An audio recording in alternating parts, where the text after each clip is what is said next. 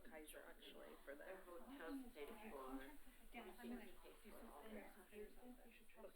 flying down and food. You think they, Oh, this is my gosh. I just do the business.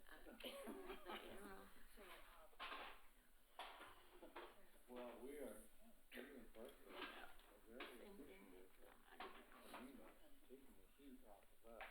For a few years it was the goings on in Park Place that had everybody all crazy.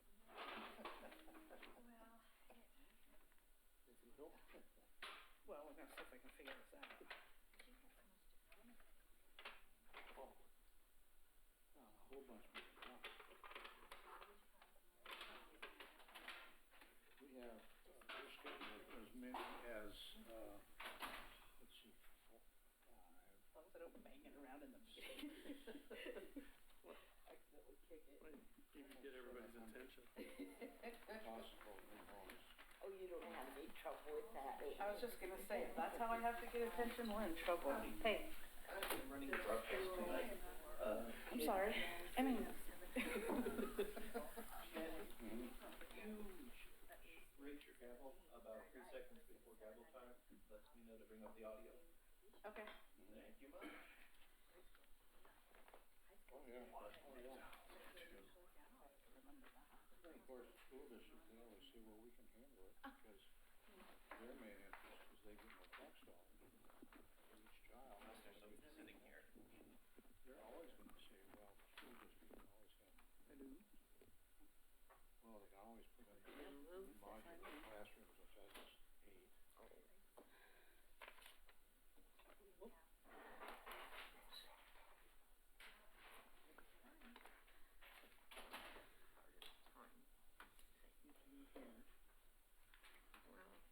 Hey, how are you? I got your name. Thank you. Yeah. Oh.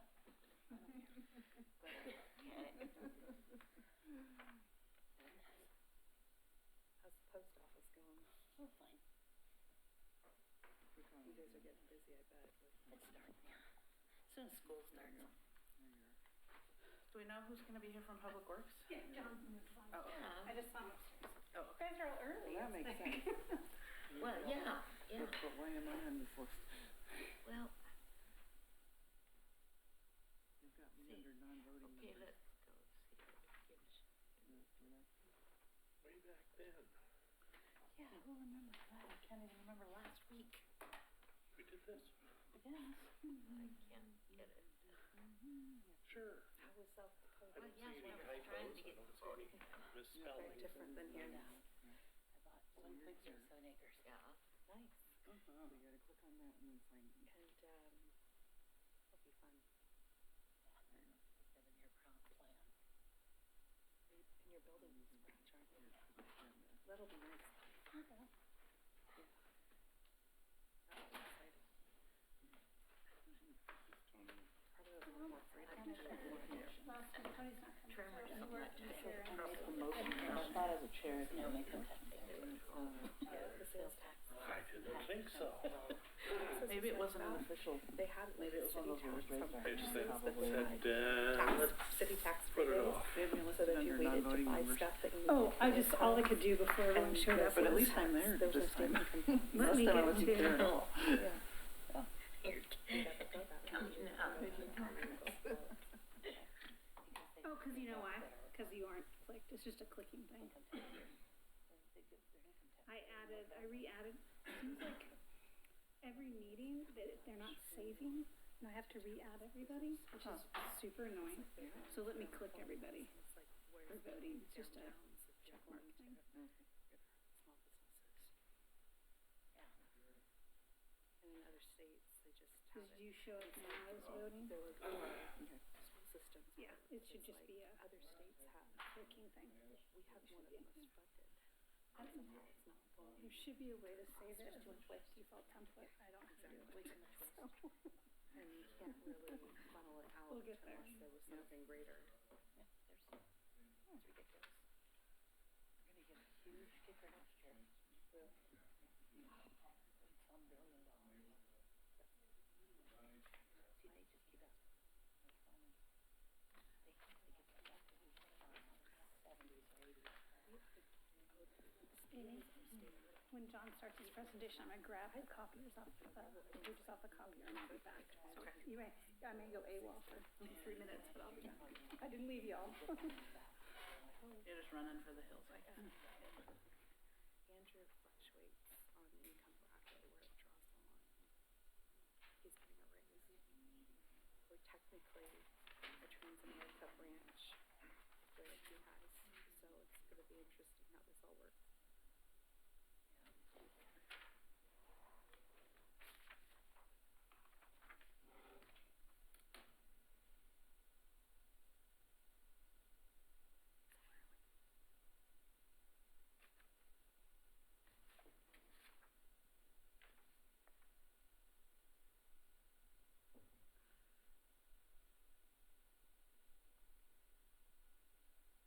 Do you know if you're having a meeting this month, Jerry? Two Rivers? Pardon? Is Two Rivers having their meeting this month? Yes, we are, October 23rd. At what time? Wednesday. At the River Shore? Yes, And where at the River Shore is it? in the conference room beneath the restaurant. Underneath the They give us restaurant. the use of that one. Not in the bar, although that's a good idea. They provide beer. We're lucky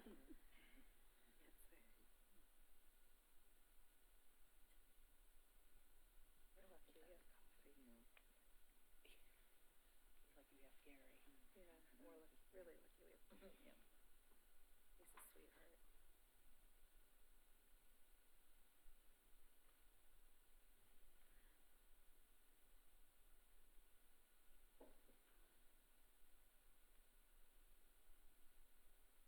Pretty darn lively group, you know? Oh, wow, we don't even see you sitting over That's there. what I mean, You're the sunk bar, down in your like- chair. Yeah.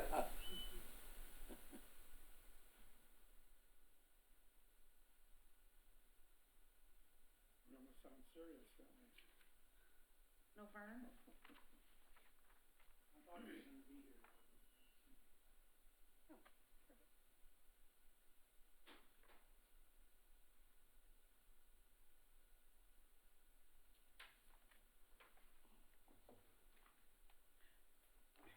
Skin of your teeth.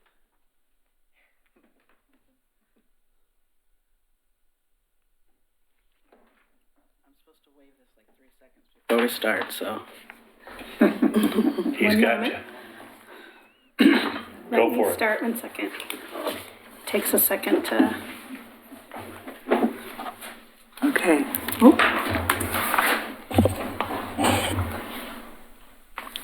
All right, welcome everyone to the October 7th Citizen Involvement Committee meeting. We will have Dennis do the roll call. Kanema, Present. Two Rivers, Here, yes.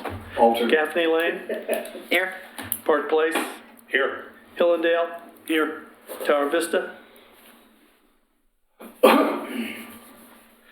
McLaughlin, Here. Rivercrest, Caulfield, here. Berkeley Hills. Here. Rivercrest Karen notified me she couldn't make it tonight. She had some dental work done that is precluding her from being a voice. So we will move on right into presentations. Welcome John Lewis from Public Works to talk about the Water Capital Improvement List.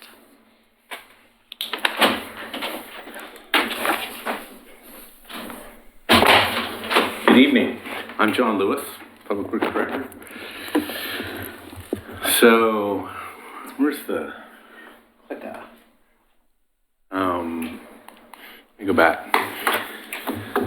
So, I wasn't given a specific topic, so I thought I'd talk one that I wanted to talk about. And they said that you didn't need any dry topics, so I figured I'd bring a wet one, like water. Okay. We're happy to That's have you about here, as John. funny as this topic gets, so sorry, I'm just gonna have to Did you work on that all day? No, it just came to me when I was sitting in the back there. Like, as quiet as this audience was, or this board was, I was thinking, we need to stir this up You a gotta little see bit. him at the tack, he has this. Oh, we got Rolling in the aisles. rolling and attack. Yeah, you should come. You should come to TAC meetings, don't you think? I mean, each and every one of you. We Well, meet the on last one I went to was kinda dry. We meet on the third Thursday? No, third Tuesday at 6, so feel free to show up for the TAC meetings, because they're really exciting. So, water distribution system, it's not a new topic for Oregon City, it's a pretty regular topic for Oregon City. Last time we did our master plan, our water master plan was in 2012.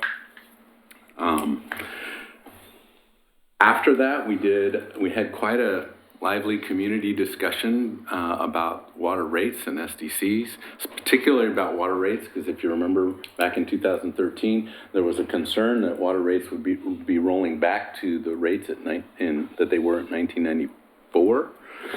So there was a lot of discussion about water then. There was the water rate rollback issue, which was something that we were able to resolve. And I say the commission took leadership there.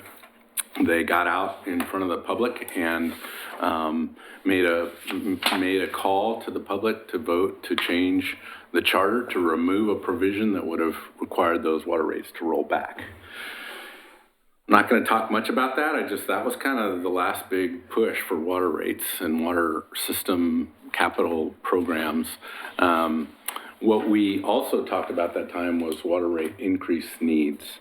And because of the concern that we wouldn't get the public to adopt both the water rate or the charter modification, they also didn't think that there's another charter provision around water rates that limits water rates to 3%. And what we were proposing was something more like 6 or 8% rate increases. And so at the time, I think wisely the commission made the decision that better focus on just that water rate rollback provision. And since then, we've been living within the charter provision that limits us to a 3% rate increase for water. So this program here, I'm going to talk a little bit about some of the recommendations from the capital improvement plan update. And then I'm going to roll into a little bit of discussion about water rates and also share with you some information that's yet to be presented. It's supposed to be presented tomorrow night at the commission work session on SDCs. So you get a preview before the city commission gets that. The other thing I want to acknowledge is... That tries Rachel. Yeah, don't look. The other thing is the consultants we're working with are Murray Smith and Associates. They do a lot of water master planning for us and water capital projects for us. And the FCS group, which does most of our financial analysis work with regard to any kind of SDCs that we have or rate increases, they're always the firm that we've used for many, many years to do that. So I stole their slides. These are presentations that they did. I didn't necessarily do them. So if you're interested in the presentations that they did, you could go back and actually watch their presentations, but I'll try to cover it here. So we're going to talk a little bit about this agenda, what's in the CIP update, why we are doing a CIP update, how was the update accomplished, what did we learn, how much will it cost. That little bullet that I've added there is how will this affect our water rates and system development charges. And then if we want to, if you have questions and answers, although you feel free to interrupt me on the slide if you want to ask me questions during the presentation. It feels like we do a master plan, we wait several years, and then we update that master plan more and more as I become familiar with the city's master plans and implementation of them. It's much more dynamic than that. I think we're always kind of updating our master plans, whether it be information that we learn in the field, whether we're actually going to take on a section of the master plan and update that particular piece, whether we need to update the capital estimates so that we can take a new look at that, whether there's some kind of concept plan adoption that we're trying to do. So we're always looking at master plans. Master plan is a requirement through the state of Oregon. Usually there's a 20-year planning horizon, and we try to do them every 10 years. Some master plans don't get done that quickly, but water is one that we try to stay pretty on top of. And under the master plan, there's lots of things in a master plan that folks don't get too excited about. Things like programs and different things that we should be doing with water quality, and maintenance and public outreach, those kinds of things. But the real meat of a master plan is the capital improvement plan and the project list. And so that's what we'll get to in this as well.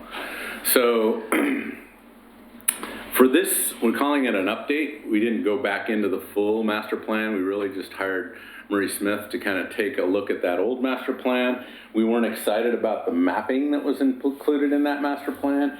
And we definitely noticed some things that the master plan was calling for that didn't make sense based on the system operation itself. How we were moving water through the city, how we're storing water, how we're pumping water, all those kinds of things.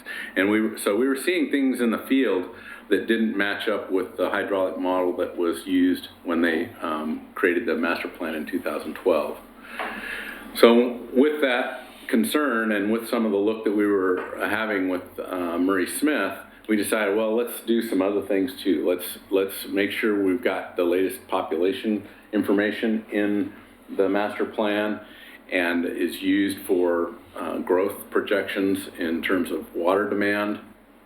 We looked at the fact that we had completed the 3 concept plan studies, and while they don't typically dabble in the details of utility needs, we did dabble in the details of those utility needs in this master plan update. So we were able to take kind of the land use elements of the Beaver Creek Road and the Park Place and the South End concept plan, and we plugged that into the model to make sure our modeling results reflected those concept plan studies.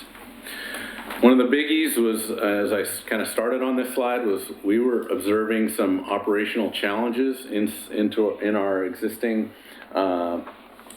system, moving water through the system in peak times. In the summertime is our peak time for water. And so we were noticing some things that didn't quite seem right, some call for improvements that we were kind of questioning. So we put a lot of energy into that element of it. And then one of the things we thought the capital plan was light on, or the water system master plan was light on, was the increased focus on capital maintenance. So water distribution systems are complicated in that they've got pump stations and reservoirs. They also have things like pressure reducing valves and some valve clusters that are really needing a lot more maintenance than what was addressed in that original 2012 master plan. So a lot more focus this time. Again, we talked about the new demographic data, this water system hydraulic model, what you may not know about the city's system, and this is true for many cities, not just Oregon City, but not only do we have the system, and as you know it, out in the streets and pipelines and things like that, we've actually have a computer program that's also models based on those same pipe diameters, pipe lengths, pump station times, reservoir, all that information that would go into a hydraulic system is modeled, and we can model that based on different uses and land uses, higher densities. We can change things if a particular pump fails. What does that look like? How long do we have with our current reservoir capacity? All those kinds of questions we can answer. Well, we can't. Murray Smith can. They do that for us. They're specialists in that. We looked at the 2012 water system master plan. We did a lot of, those staff that have been here long enough to know much about our water system. We spend a lot of time with them, just kind of really quizzing them. One of the things that we have in our water system that we didn't have a good history of in 2012 was we have all of our facilities, both wastewater and water, in a radio computerized system. They communicate with one another, and we can actually track histories of how those pump stations work, when they come on, when they go off, what the reservoir level is here, what the water pressure may be in Kenema or in, you know, Gaffney Lane, we can get, we have a lot of that data, and we had a lot more history than we ever had before. So we used that and applied that into that hydraulic model, which was very helpful. And then with regard to studies beyond what we did with the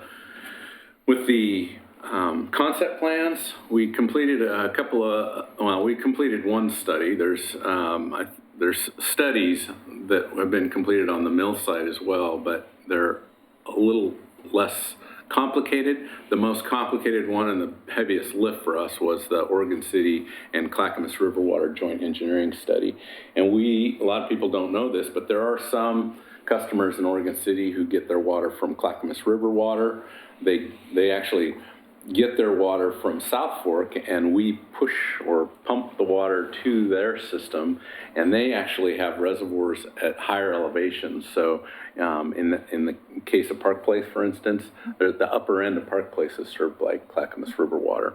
There's some other areas where we push water out to them, and that's more off the South End Road area, out off of Beaver Creek Road area, and they serve those areas further south. And so this joint engineering study looked a lot at how the two service providers in the long term should provide water service or could provide water service. So we incorporated some of those findings as well. So this, for the most part, I would say some of the things that we were a little bit surprised at, the reservoir painting, you think it's just paint, right? Or you think it's just coating. We have to paint and coat both interior and exterior of those reservoirs. And because they're full of cold water, how you go about doing that. So we spent a lot more time with this consultant digging deeper into what it really takes to maintain a standpipe like this, where you've got need coatings both on the inside and outside. And it's very expensive, a lot more expensive than what we used to think it was or what it used to be. That's just changed a lot. We looked a lot at our pump stations. We've got excellent pumping facilities. Many of them have been updated, but we're seeing, just because of the run times and just the nature of facilities like that, a lot more need for facility maintenance, controllers, electrical components, pumps as well. And then I mentioned this before, but pressure reducing valves. Not going to remember off the top of my head for sure, but I think we have something like a dozen different pressure zones across the Oregon City system. So each of those comes with complicated valve system that reduces that pressure, so that you may be fed off a very high reservoir, but because there's a pressure reducing valve between you and that reservoir, it drops your water pressure in a way that is more useful, so that you're not blowing fixtures and water heaters, those kind of things. And then we definitely continue to look at our main replacements, and this has kind of been the long time story, which is we have a lot of deferred maintenance, and a lot of our pipelines are very, very old. And so just kind of continuing to take a look at what that replacement program looks like is what we, some of the things that we found. There's main replacements for mains that are old. There's also capacity and things that we call operational enhancements, where especially when we find our system is working really, really hard to move water from one end of the city to the other. In those cases, there may be bottlenecks and things like that. One of the big projects that we're about to kick off is in the Malala Avenue project. We hadn't planned on a transmission line, but we've included one because this modeling effort pointed out that we really needed a larger diameter pipeline to move water south. Without that, we see pump stations and the system pressures getting too high and creating leaks, those kind of things. So we found a lot of undersized mains. We're finding areas where it makes sense to do what we call looping, which is to basically create a better network where it's interconnected and it makes pushing water through the system that much easier. We already talked about the pressure reducing valves. We also talked about this, the concept areas. Obviously, each one of them comes with its own series of transmission mains, pumping needs, storage requirements. Beaver Creek Road is one of those areas where there's a portion of it that either we would need to serve, or if we, through our own means, which would include additional reservoir, pump station, or do we work out an agreement with Clackamas River Water and let them serve some of that area? So that was some of our consideration, and still a question yet to be answered. So, bottom line is, all of that requires a lot of capital to continue to maintain. This is a 20-year plan, and so keep that in mind when looking at these millions of dollars worth of projects. But we categorized them in different ways, and really the bottom line is over the next 20 years, in theory, for the city to keep up with its capital needs, we need to spend a little over $80 million.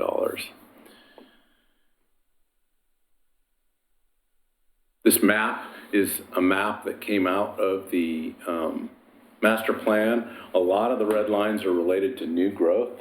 So one thing that I'll show in the rate and SDC analysis, anything that has to do with additional capacity. So let's say any of those red lines that might be out in the Park Place or the South End or the Beaver Creek concept area, those are all new lines and would likely be paid for with new growth, so with SDCs.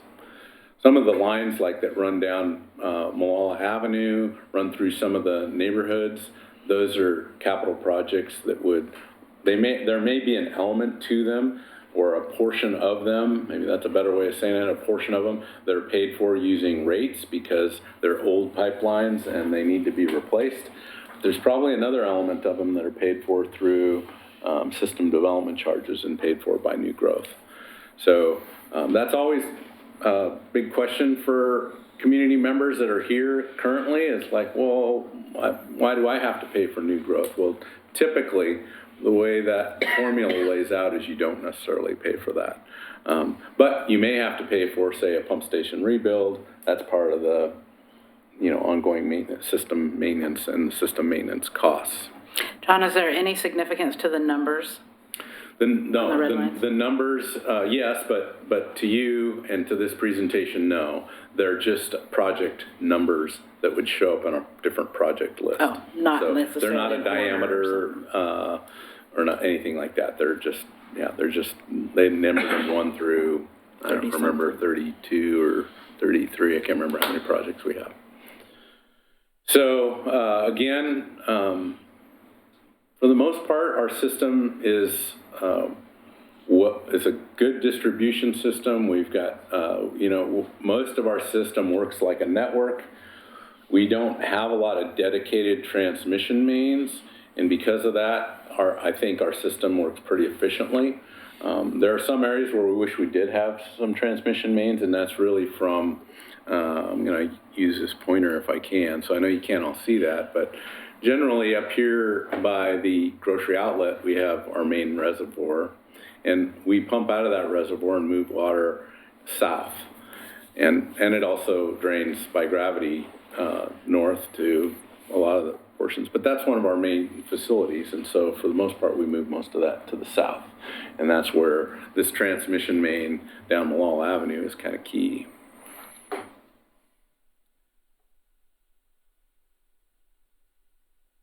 So I'm going to move on to rates and SDCs. Again, I'm not going to go very deep into the rates at all. It can be complicated.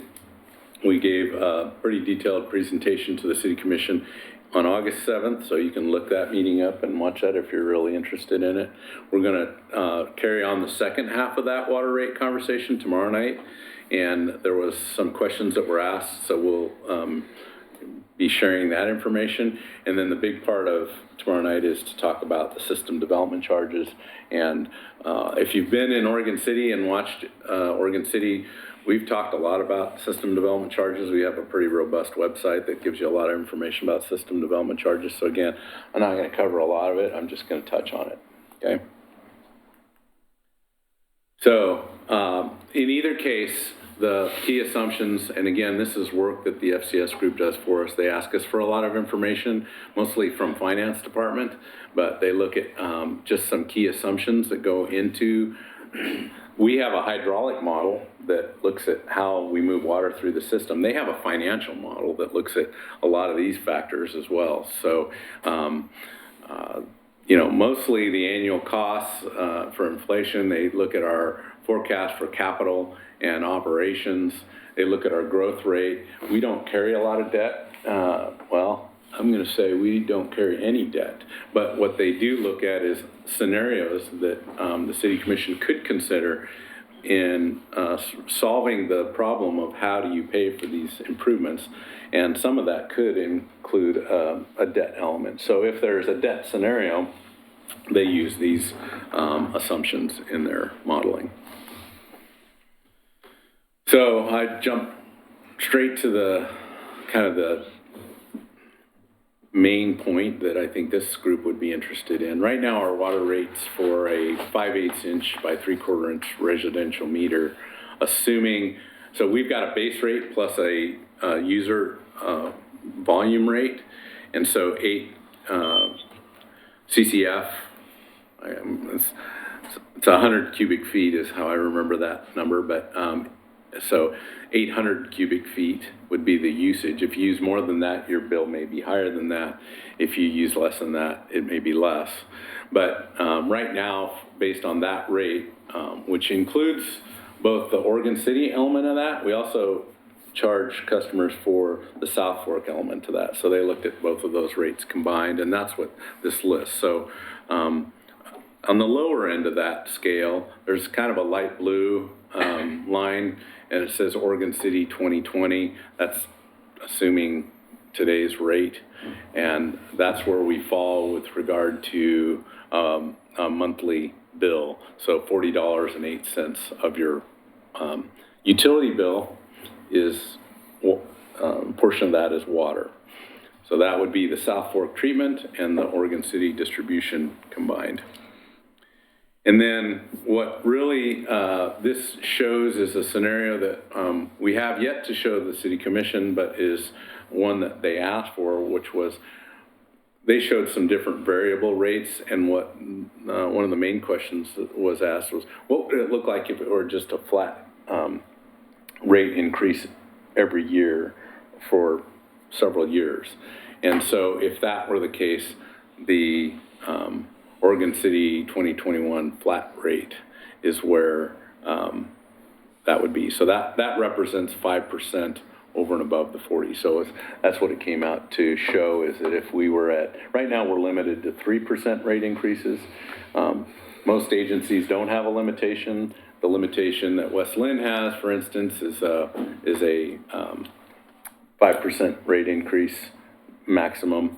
And so we're going to propose to the City Commission that 5% rate, maximum rate increase would do what we need. It would require us, because a lot of our capital is planned for the front end, it would require us to move some of that out, but it would, but at that flat 5% rate would cover those capital needs over the 20-year planning.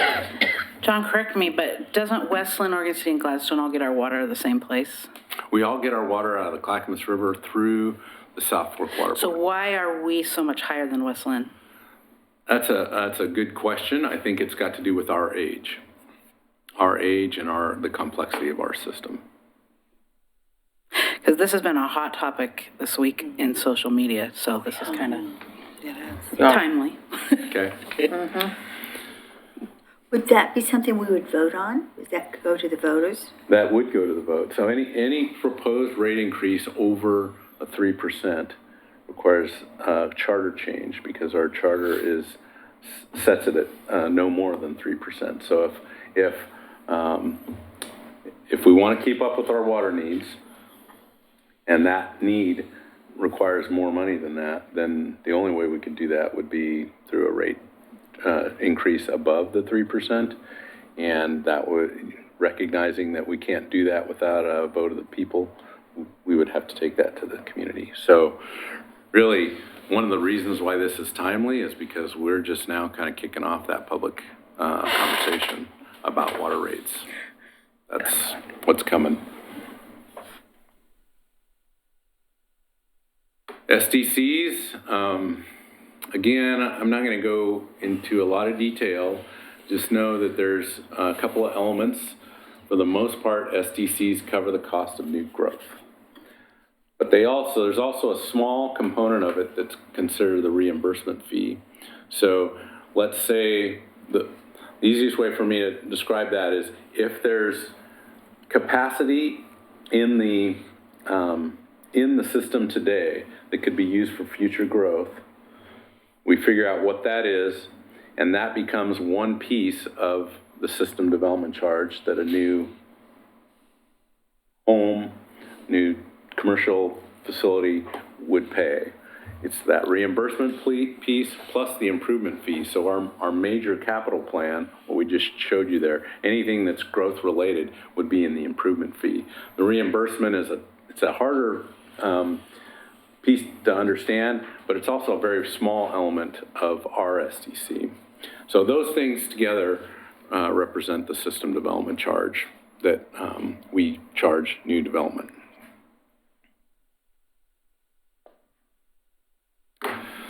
So again, for our system, right now we have a system development charge in Oregon City at $6,374 per single family home.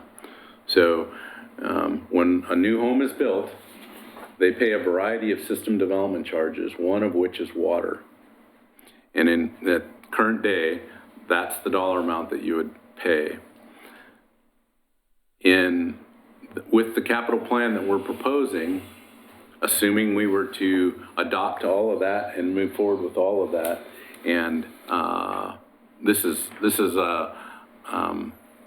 again, this is just the water element, but it does include the South Fork piece because we pay a system development charge for the treatment element as well. That would go to $11,612, which would put us pretty close to the top scale.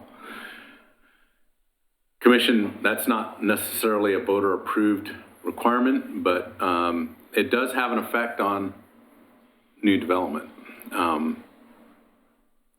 And it's you can see the difference there. That would be true for a single family home. The calculation for commercial is a lot more complicated, but it can have a pretty big impact on a commercial development as well. So. John, is that listed as a water SDC specifically? Yes. Yep. Yeah. So we have every year we calculate we have a worksheet that we hand to a developer that's coming in for a building permit for a new home, and they can see the various SDCs, and that we change this really pretty much January 1 every year. But this new regional, this SDC that we're talking about here is based on, the old SDC amount was based on a prior capital plan and a prior projected growth. This has been fully updated with new cost estimates and new growth.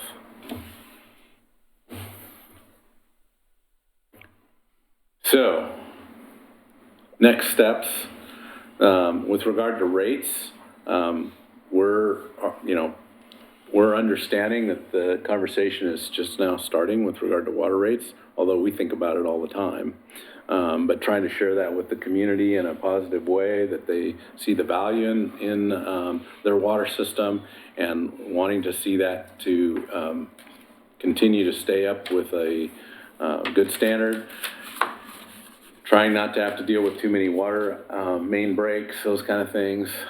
So we're starting that public outreach. We've got Planning Commission public hearing coming up soon. I don't think we've actually set a date yet for that, but it's in the next couple of months. City Commission public hearing would happen, and after that, where we'd be adopting an ordinance, water rate adoption by ordinance, and start the conversation about what the charter changes would be. Again, that's assuming the City Commission supports the idea of raising water rates above the 3% maximum.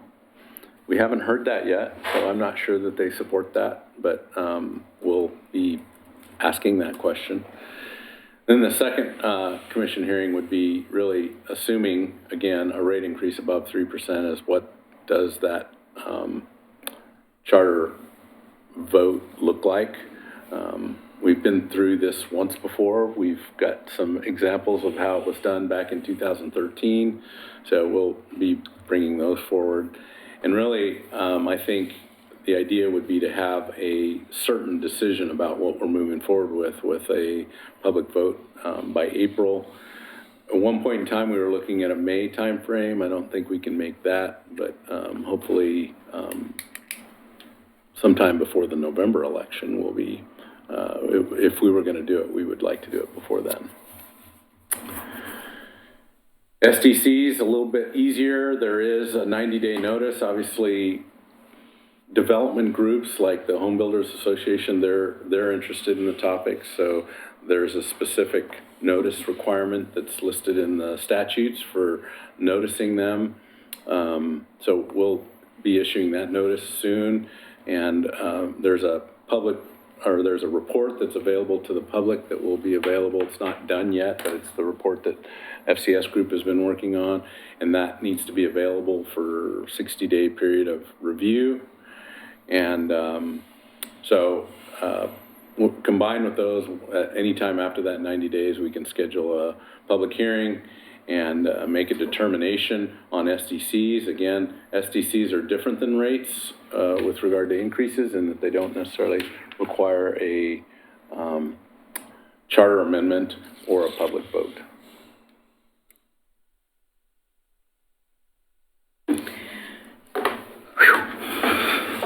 There you go. All right. Any questions for John, Bob? How many reservoirs do we have, and how often do they have to be recoded? Oh, let's see, 1, 2, 3, 3 main reservoirs. They should be recorded at least every 20 years, at least the exterior. There's a different schedule for the exterior than there is for interior. But I don't recall the differences, but I want to say interior is left less often than exterior, and interior is more on a, my recollection is if you're on a 20-year schedule for the exterior, you're on a 40-year schedule for the interior. So most of our reservoirs, I think the Barlow Crest is the newest reservoir. I know it needs less of that kind of maintenance than Henrici and Boyne. So those are other 2 reservoirs. This next question is from my wife. She has concerns. We're at the very top of a pump station capacity, like 400 feet, 450 feet. Now, as development moves ahead and more homes are added to that particular water system, what are the chances of our pressure being reduced, or is the system completely a closed loop system so it'll always maintain the same pressure? So I know where you live, so that helps me answer that a little bit. So you're in a system that's going to have, as long as the reservoir is full, you'll have the same pressure within the operating range of that reservoir, right? We pump up to that reservoir, and then you're gravity fed from that reservoir. What happens out of that reservoir, and with new development, you're actually going to see the potential, or you won't see it, but or notice it, but Clackamas River Water is building a new reservoir above the city of Oregon City. So they have a small reservoir now, they're going to replace that reservoir with a much bigger reservoir. So for all of us, even though your service isn't going to be provided off that, it's going to have more, it's going to provide more redundancy and more storage capacity if that's, let's say there was a fire, right, an urban fire or something like that where we need a low water system. Having that extra capacity from Clackamas River Water is going to be very helpful. My last question is, a developer has asked for the city to contribute to the cost of the new water lines in a potential new development of several hundred homes. Mm-hmm. What are the chances of the city allowing that to happen rather than having the developer pay for the cost of the water line, new water lines? So the beauty of system development charges is you collect those system development charges to be spent on the system, right? If a developer is building a system that provides more capacity than what he needs, so in Oregon City, the minimum standard is an 8-inch water line. But if a developer is being asked through one of our master plans to build a 12-inch water line, or maybe they're asked to extend it beyond the limits of their development to connect somewhere else, off-site. If they do that, then that system development pot is what we would use to help reimburse them. So, by law, we can't ask the developer to build greater than what his needs are for that development, or to build more pipeline than what is required to serve his development. But in some instances, it makes sense as an agency to abide by our long-range plan for capital development in a more cost-effective way. And lots of times it gets built at a lower price tag. So the thing I'm thinking about is the new development would call for a 12-inch line, so more than likely the city would pick up the cost between an 8 and a 12. Right. Yep. Okay. But only a portion of it. A portion of it, right. Not Because the, if you needed, let's say you needed a 12-inch water line to serve 1,000 homes, and they're only building 100.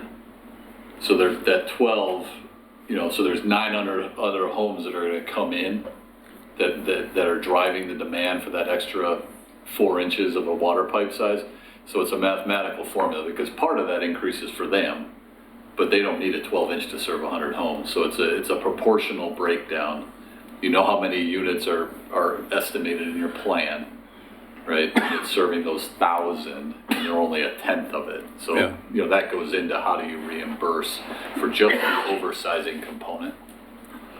Okay. So I have, it does get a little complicated, but at the same time, it's not the city paying the cost for development. It's the city using those system development charges to cover the cost of a full build system, which we have to plan for anyway. So that's how that works. And I'm not sure if everybody's familiar with system development charges. If we collect a water SDC, we cannot spend it on police, we can't spend it on parks, we can't spend it on general government. It has to be spent on water capacity improvements that are in the plan. So it's a dedicated fund. So every fund, whether it's transportation, sanitary sewer, water, parks, are all kept separately in our budget, and they can only be used for that. So that's a little bit different than like our general fund money that we get, which funds police, which funds operations. So there's different colors of money that come into the city that are tracked and then are spent in certain ways. I want this to be pink. We can go pink. I'll let Wyatt know. You don't want pink water. I get pink water, what are you talking about? All right, well. John? On your replacement plan you're working on, has it been developed already? You know where you're gonna start, or are you still in the process developing where you're gonna go back and replace lines? So, we don't have a specific plan that says we're gonna replace, streets in, one area versus another. But what we've found over the last few years is our pavement maintenance plan kind of drives some of those. So for instance, last year we spent quite a bit of money on High Street and some of the side streets, right?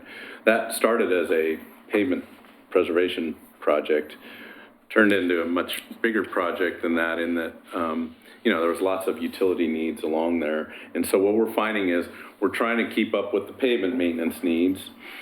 And usually, so our next year's project is the rest of High Street.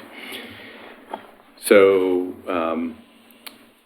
we're finding that most of our capital funding available for main replacements is going to be consumed with that project, right? So, and to be honest with you, McLaughlin neighborhood, there's probably more work there than we could spend. So we also, so just about any water line in the McLaughlin neighborhood, unless it's, been more recently replaced, we know we can spend money on that and not be wasting money or doing it too early. Those pipelines have well exceeded their lifetime. But we also have other areas that need pipeline improvements as well, and we try to marry those up as best we can. We've been a little bit surprised. We've seen some 40-year-old pipelines in, I guess, Gaffney, Claremont area, where, today, when we replace a water line, first of all, we use a different kind of pipeline. It's a much better pipeline. And we envelope that pipeline in a nice envelope of gravel. We're finding a lot of these pipelines that aren't really that old, because we've got stuff in the McLaughlin neighborhood that's probably 100 years old. But, a 40-year-old pipeline made of cast iron that wasn't in an envelope of gravel. Instead, it's sitting on a bed of clay or sitting on large boulders, right? Those kinds of scenarios are showing to be problematic as well. So, we dealt with a couple of water main breaks just in the last couple of weeks that have been like that, where it's not that old of a line, it's cast iron. When they built it, they didn't do a good job of putting it in a clean envelope of gravel.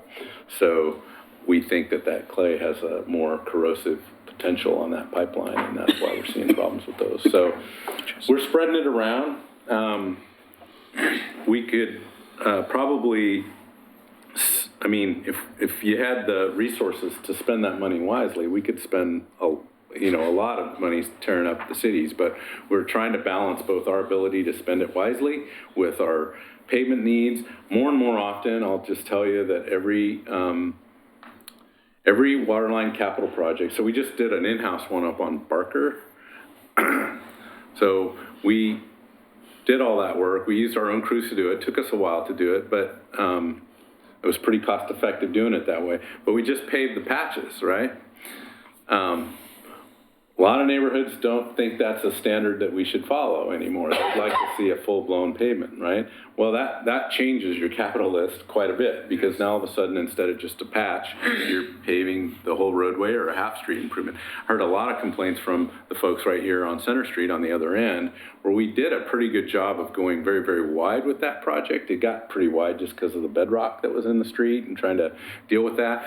But still, to me, it looks really good compared to what it used to, but you still see the old and the new, and if you're a resident there, it feels like a scar, right? So it's kind of a balance. We're trying to balance that. Quick question, and kind of vague, I guess. You'd mentioned running a new transmission line down Malala as part of the Malala project that's going on? Yes. Now, that project is, from what I understand, is like a bond through Metro and some stuff swapped around and stuff like that. Does this interfere, or do you have to because that's all surface work at that point. Now it's going to be a major trench for that. Is that going to affect the way the bond works out and all that? Or? That's a really good question. No. That bond funding is secure. The challenge is that we're basically adding to the project. I can't remember if it's 16-inch or 18-inch water line to the project scope. So all the things associated with the trenching, the traffic control associated with the trenching, the patchwork, all that is covered by the water fund or the water SDC fund. We keep two separate funds there, and we're paying for that. There's a split. I don't remember the split, but yeah, so it won't affect our other time-wise, it won't. Well, time-wise, it may have an impact on the project, just because we can't do both at the same time without creating, that project's complicated enough just with the surface work and throwing in more undergrounding. Between water and stormwater, there's a lot of needs out there. So we are going to be creating some hate and discontent in the Malala corridor for sure. Okay, thank you very much. All right, thank you. All right. Our next two, we'll just go right into code amendments, the equitable housing, and the comprehensive plan update technical grant. Laura wasn't able to make it this evening, so Christina will be filling in there. Opera, I'll be played, Christina Robertson Gardner tonight. The presentation that the Community Development Department put together is some updates on our kind of the second round of code amendments that happened after the first round of the equitable housing code amendments, which were adopted August 2nd. Almost every time we as a community adopt more complicated legislative code adoptions, we always have a second look back to make sure that we didn't miss anything, any errors in how we did it. Sometimes when you adopt code and you start to kind of figure out how it actually gets implemented, you realize, oh, maybe we have a better sentence to add, or maybe we missed this piece, or these two chapters are not talking to each other. So we have this kind of second look back for additional code amendments, as well as some additional items that the City Commission identified for the second round. They're a little more complicated, and they wanted some additional time. So I probably have about 15 slides. I'll go through them quickly, and we can ask questions at the end. I won't go into a lot of detail, but if you are really interested in any particular point of this, I'm happy to talk after the meeting and also direct you how to get involved in the upcoming Planning Commission, City Commission meetings on this. Let me find the right clicker. So this is what basically what I identified. We have a website on our planning department webpage that kind of identifies all of these, and I can send that out in additional email as well. Mobile food carts were identified for some additional analysis. We've been working with a food cart advocacy group, and they identified some kind of industry standards language that's also the county is using with their health. And so we've tried to make sure that our wording is more universally used around the state, so people aren't confused by our word for this or that related to food cart, and also your Clackamas County Health Code. There was a big discussion about shelters, where and how to allow them in the city. The City Commission did have this discussion, and they identified that shelters should be subject to conditional use approval and kind of our two main commercial zones, the mixed use downtown, which is the regional center, and the mixed use corridor, which is kind of the spine up 7th Street and Malala. There's going to be some use-specific standards. These are all like kind of good neighbor agreements about how to get involved with someone, hours, kind of time, place, manner aspects, and they're working on that right now. There was a discussion about height limit downtown, and we had previously some height limit requirements when you had a single-family residence next to you, and it was initially thought they would just kind of be around the edges, but there were some kind of existing single-family residences kind of deep in. There were odd little pockets deep inside the mixed-use downtown zone, and maybe so they looked at limiting the height from 75 feet to 45 for property abutting single-family detached residences, but not within 100 feet of those residents. So some of the lots were also really big, and so that's kind of where they came down to, is having that 100-foot setback where you have the limited height. Manufactured home parks. Right now in Oregon City, both manufactured home parks that are in an infill lot, like if you have a vacant lot in your neighborhood, state statute says that the city cannot differentiate between a manufactured home and a stick-built home. So we've had manufactured homes and infill lots also meet our residential design standards. But we also have existing manufactured home parks in the city. And there was a lot of discussion about reducing and removing barriers for housing, and having existing manufactured home parks meet our residential design standards. A lot like infill lots didn't make as much sense because they were built as a community. So when a manufactured home comes in, there is a planning review for that, and like a slot inside a manufactured home park. Often our residential design standards are really related to attached garages. So you look at kind of how much of a width the garage could take up to the kind of length of a new single-family home, or how far out can a garage. And most manufactured homes don't have attached garages, or they might have a small little carport.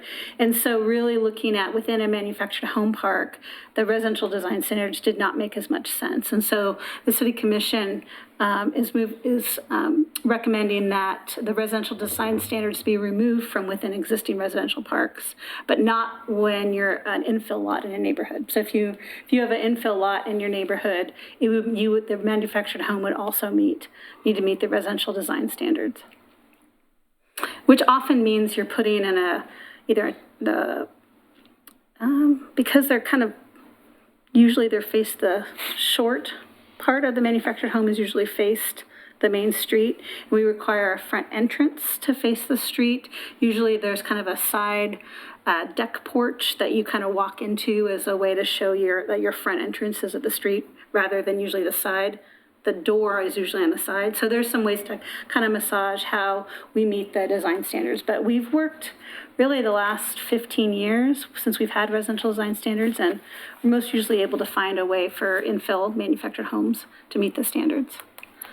So parking lots, this actually came up with the police station. How do you identify employment areas for fleet vehicles? So there's a minimum and a maximum that you look at for any use when you go through site plan design review. And as long as so like office would be like 2.7 spaces per 1,000 square feet is the minimum, and 3.3 spaces per 1,000 square feet is the maximum. So if you have a certain development and you might have a lot, you need to be somewhere between 23 and 33 spaces, just for example. And as long as your lot is somewhere in the middle, you meet the requirement. But the question is, what does that mean if you have fleet parking? And where should fleet parking go? Does it count within your min and max? Is it something totally different? And so what the clarification really is to say in the employment zones, which is general industrial, campus industrial, and mixed-use employment. So that's like First Street or Red Soils or out in Beaver Creek concept plan area. You can have fleet storage outside of your minimum and maximum. But in kind of really our commercial areas like downtown or along Malala Avenue or 7th Street, your fleet vehicles really need to fall within your minimum and max. So it's really a clarification. So screening of mechanical equipment. Right now, all replacement of mechanical equipment needs to be screened, and oftentimes we've found that the buildings that you're replacing weren't really set up to have screening. Sometimes the roofs weren't set up for the extra load, for the engineering to put the screens around. And so it becomes a little bit of a Pandora's box when you want to just replace your HVAC unit. So what is being proposed is all new construction is required to have a screening for mechanical units. But if you have an existing building, you can replace an existing mechanical unit, like an air conditioning unit, with a new one, but you have to paint it or powder coat it. Just knowing that it's often very hard to put a screen on an existing roof because of loads and weight. So that's the difference. Paint it. You can do powder coated paint. So instead of having that that silver look that's really shiny, you can do it maybe a dark black, so it kind of goes away a little bit more, or maybe the color of the building. Was there a color scheme or just? No, it's usually let the applicant determine what color makes the most sense.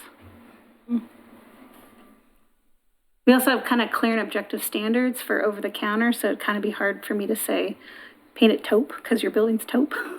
So I think it's use the discretion of the applicant, but you have to actually paint it if you're not going to do a screen for a replacement. But if it's a new building, you will have to come up with a screening proposal. There's some new language on modifying standards for sidewalks for tree preservation purposes. This is not within the city limits, so it's kind of wouldn't be one I necessarily would recommend, but it is a way to save the tree. But this is just a illustration that we're working on allowing kind of clear standards on how to have alternate approaches to sidewalks to save trees in development applications. This came up actually as a good example of kind of that post-approval analysis. We allow in the mixed-use corridor and neighborhood commercial, so mixed-use corridor is 7th Street and Malala. Neighborhood commercial is more of the little nodes in the concept plan areas. You're allowed 1 or 2 dwelling units in those areas, but we want to make sure there's also a commercial component. So, like, for example, if you wanted to build a new single-family residential on Malala Avenue, you couldn't build it and then have a 100-square-foot retail space and call it mixed use. You have to have 50% of the area of your building be retail. And it's just a way to make sure people are not trying to find a way out of our vision, which is having a, commercial corridor, which does also allow housing. And we do really want to recommend kind of the store with the units above, and that's what this allows, but not the single-family house with it just barely there by requirement commercial element. There's some additional regulations related to subgrade retaining walls. We were super silent about subgrade retaining walls. So what happened, do we regulate them differently when they're below grade compared to above grade? So this provides clarity that we allow 6-foot subgrade retaining walls. And we will, then we look at also our heights for retaining walls are more like walls in our standards. And the other piece that was missed as part of the whole package for a couple months now, home occupation license, when it was moved to a different chapter, the last bullet that limited sales was not in the packet that was adopted. And so we are making sure that it goes back into the adoption packet. The Willamette River Greenway is a overlay zone that cities all along the Willamette River have, and it was really written in the 70s. And if you read our Chapter 1748 Willamette River Greenway, it's definitely not a new code with kind of new code language, has a lot of subjective standards, but we did notice some conflicting issues, and so there's a couple of specific things we're recommending changing to be in compliance kind of with our equitable housing. One is in the Kanema area, it does provide a lot of clarity of if you need a Willamette River Greenway permit, if you're doing exterior alterations to your house that meets Historic Review Board policies, like you're, you're changing out a window in your house and it meets the Historic Review Board policies and you're good to go.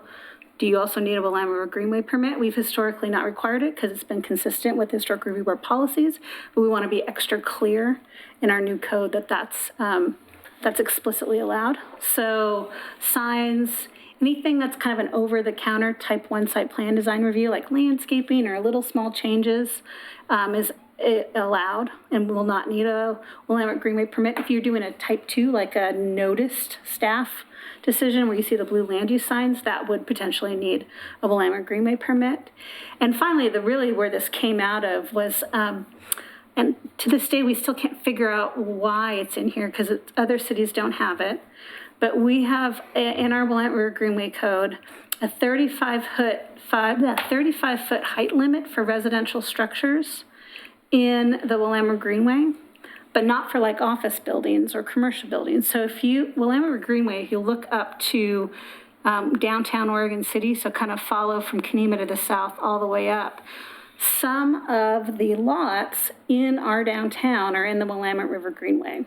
And that potentially would mean, like, for example, the city's 12th and Main lot that they own, you could not have residential units above 35 feet in that lot, but you could have office on that same floor above 35 feet. So it's kind of the question is, and it's not a state statute, it's not a requirement, and we still can't figure out why exactly that was put in. 35-foot height is a natural height limit for residential zones and single-family residential, so maybe that was in it. But I think this piece that there are lots in our commercial downtown that will have redevelopment would be limited to have upper floor residential if this code section isn't removed. But they could have the same height, the same dimensions, but just with office or retail use. There's just some specific changes about clarity of where parks are allowed, and then the institutional district requires a 15% landscape requirement. It was in other places, but I think there was needed more clarity of what kind of landscaping requirement was the institutional district. There's some other things that are being updated. I won't read them.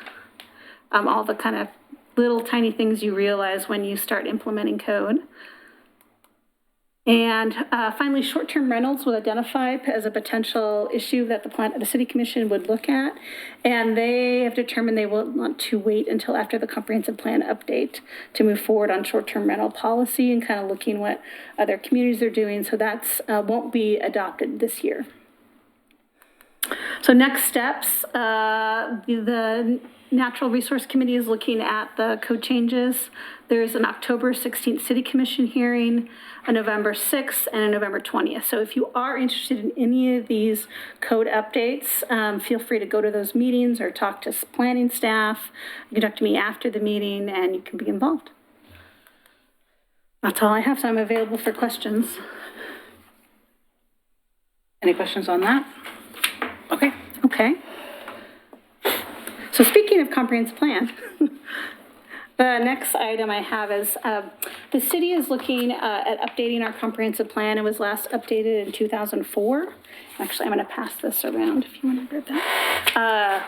And we are looking at something actually kind of unique. We're applying for 2 different grants, and we're going to look at kind of having 2 different grant agencies work together to come up with a unified scope to provide a really robust public outreach program, as well as a way to have a really broad community discussion about our revised and updated comprehensive plan and how we can really look at the future of Oregon City and decide as a community, what kind of city do we want to be.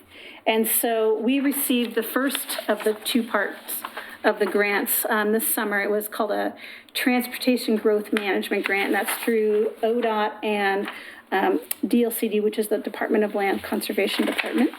We have a second grant, which is a technical assistance grant through DLCD, which we are applying for, and that is occurring this fall. And so we hope, if we receive both, to have a joint scope, 1 consultant team, and we hope to start next spring.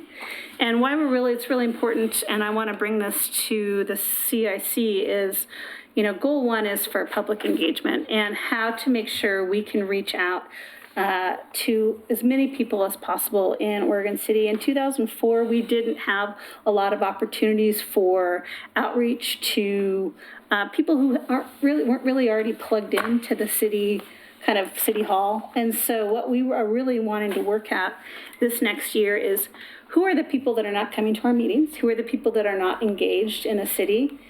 And how do we get to them? How do we ask them questions that are relevant to their lives? How do we ask them questions that will lead to a greater conversation?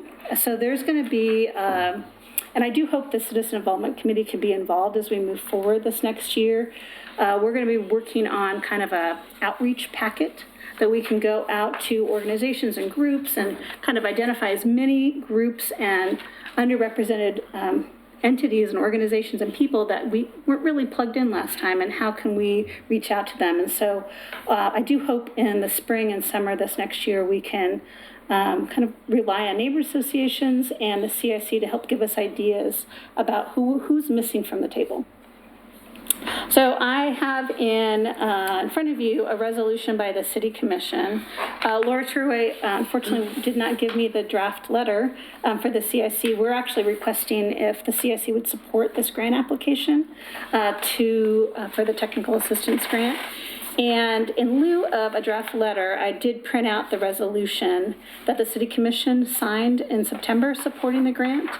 And if the CIC wants to write a letter of support, it'll probably be made up of words that you see in the resolution. And so I'll kind of open it up for questions and bring it back to our Chair Wilhite.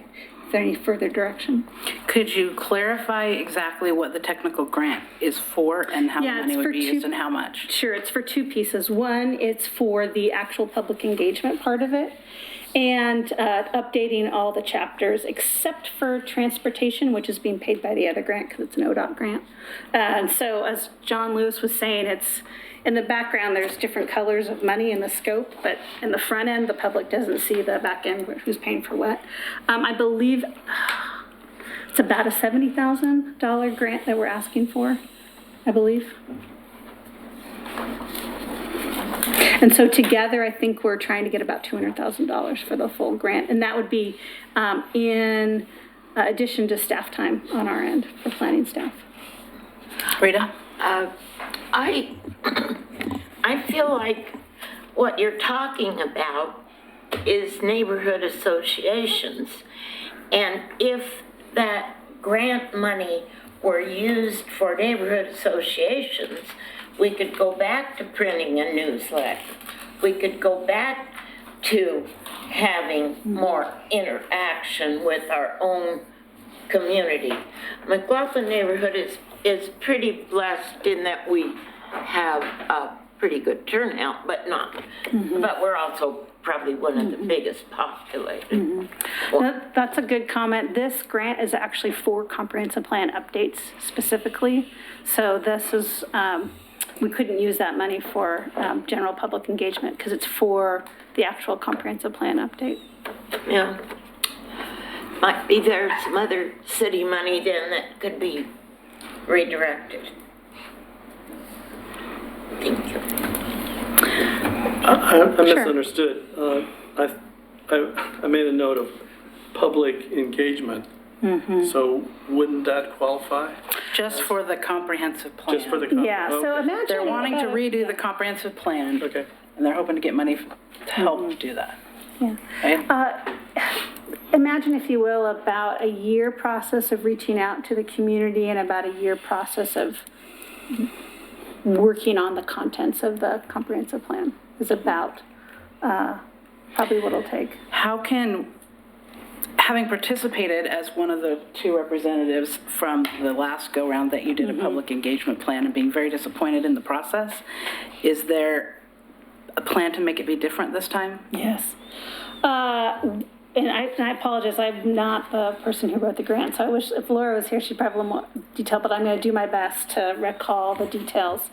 There will be a citizen advisory committee, and I think our goal is to really reach out and say, have we brought as many different people to the table as we can that haven't been involved or maybe have been involved and know where to find other people. And so as part of the kind of lead up to the comprehensive plan, planning staff would like to come back to the Citizen Involvement Committee early next year and kind of talk about how that Citizen Advisory Committee should be made up, and then how to make sure that we're not missing people at the table.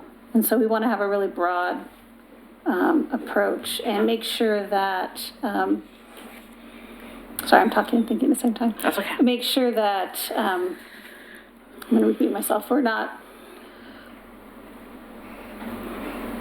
we are not excluding people that feel uncomfortable coming to City Hall or really feel that they don't know too much about what's going on in the city, or they just maybe don't want to come and be on a Citizens Advisory Committee, but they may want to be involved and let their comments be heard as we move through the process. So we're really looking for kind of experts to help us find ways to make sure we've reached out. And I guess my comment is more along the lines of that last plan felt that the people that you got, what are they called again? That you hire the group to come in and lead the discussion. Oh, like the facilitator? The consultants and facilitators. The plan felt led by them. Yeah. Not the group. So what assurances do we have that this time, this is saying this is a comprehensive plan, we're supposed to be identifying community values and vision. What's the guarantee that this grant money isn't going to pay for that consultant to just come in and steer whatever people that we get there in the direction that I think we're trying as hard we can not to do that, because spending all this time and money and grant to have that happen again is a failure for everybody. So having people like you on the committee pushing and asking is really important. I think the other thing we're really trying to do is really set this first part one is that community value conversation. Before we even talk about land use chapters, you know, what are the things we value as a community? Let's talk about it in non-land use terms. Let's talk about it in terms that people understand. And then, as you have this community consensus at the city commission, then working on kind of the phase two, which is how that translates into writing. Do you know when this grant application is due? This month. Because I don't feel comfortable passing a resolution to write a letter if we don't know what the letter's gonna say. I mean, voting to agree to say it, to sign a letter of support if we don't know what that's gonna say. Well, most likely the letter will be a version of this resolution. So But this doesn't say anything that is understandable to the general public.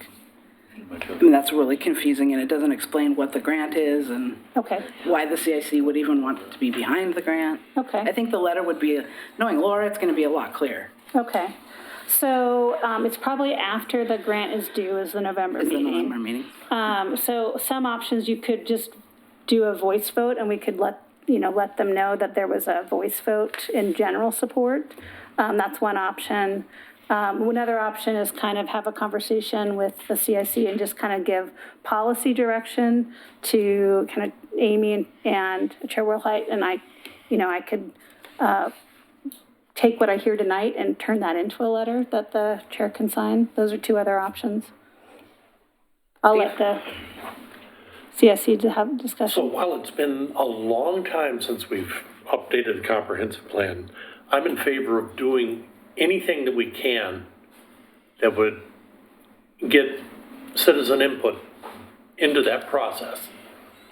And if we can get some money from an external source to help us along that path, I'm very much in favor of it.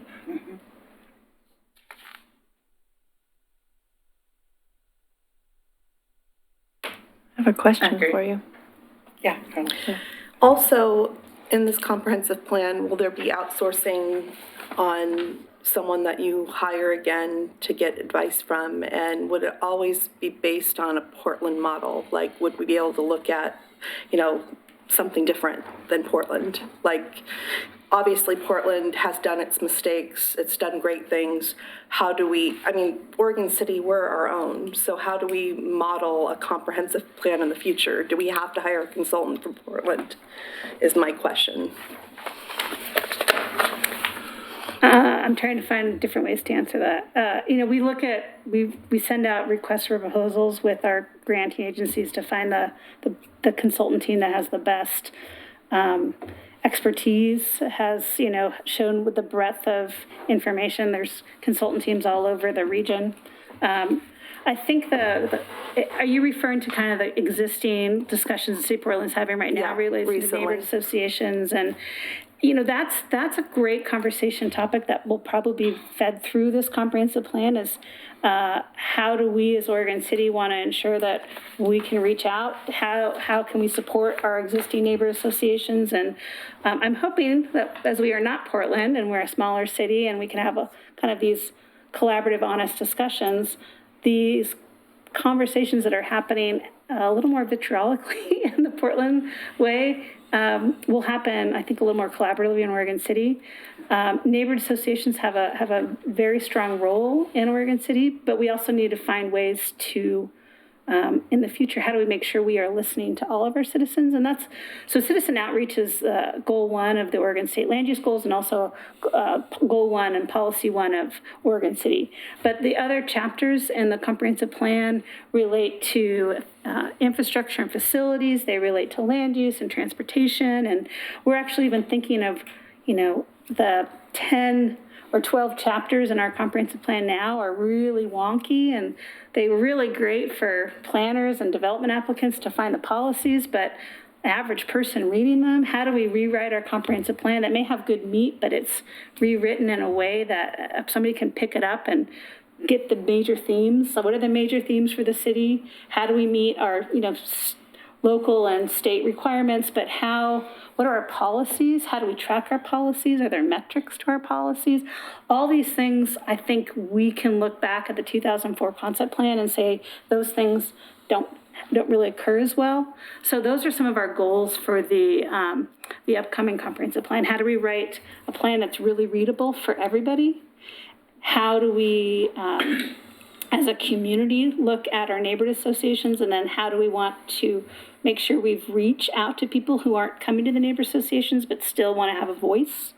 That's community involvement. How do we wrap in really technical things into a document that's still needed, but write it in a way that's more readable? So those are some of the larger goals of our upcoming comprehensive plan process. Okay. Linda? Is there a way that we can have the letter written and emailed to us, and then we can look at it, and then we can vote to Amy or someone and say, yeah, we approve it or not?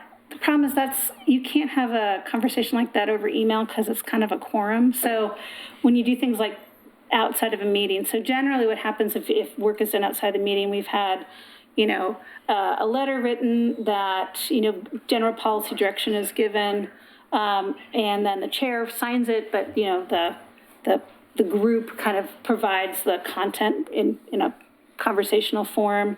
You can once again just vote to support it, and I can just forward on the vote without a letter to our community development director. Those are really the two that I can think of right now. Because I think if it comes back in November, the grant is done. The grant is turned in. But it still might be good to have in the longer run for, the file, and we can pass on to our granting agencies once, even after the grant period is done, we can forward it on to the granting agencies. So that is another option as well. So someone could make a motion to approve a signing of a letter if it met certain parameters, so then that way we would know, we want it to make sure that it's clear and that we're supporting public involvement or whatever it is that we decide. So we might not have the exact wording, but if we come up with what we want to make sure it kind of says, then. I'm just hearing that Laura is sending the letter right now. Oh. So the magic of the internet. Okay, so can we just table this for a few minutes? Yeah, I think they could be a phase one, like we're talking right now, get started. But phase two would be more how we want to control it. And so it sounds like after the next item, we will have the letter in front of everyone's desk. So we will table this for a few minutes. Come back to this agenda. Rachel? So to comment on what Carla's question about City of Portland and the consultant, first a suggestion, I think for staff, when you're reviewing your RFPs, you could put in your reference section, you could ask proposals or proposers to give us sample or reference projects for a comparable city of our size, and maybe a non-urban or a mixed urban/rural community as part of the proposal RFP process, so that we could see some similar projects, and so not necessarily someone who just has projects sitting in Portland on or thing, they're like, well, in Portland we did that.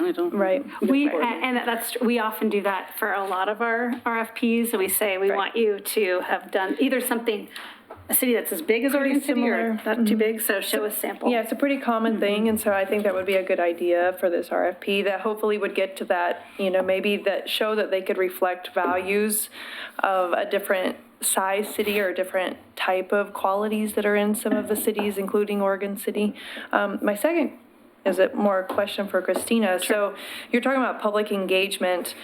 Is this consultant also going to be the same consultant that works on Goal 1, the update of Goal 1? Or is that a separate piece, or where does the Goal 1 update fit? Because this group would definitely want to be involved in the Goal 1 piece. Yeah, so that would be in those kind of two-part conversations. Year one is that community values discussion, and then kind of the recommendations that come out of that community values discussion would be fed into kind of step 2, which is the translating that into text. Is it the same consultant? It would be the same consultant. Okay.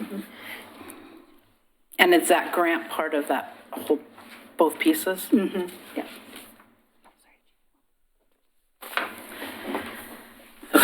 while we're passing this out, and we'll give a second for, or a few minutes for everybody to read it, is there any public comment that we have?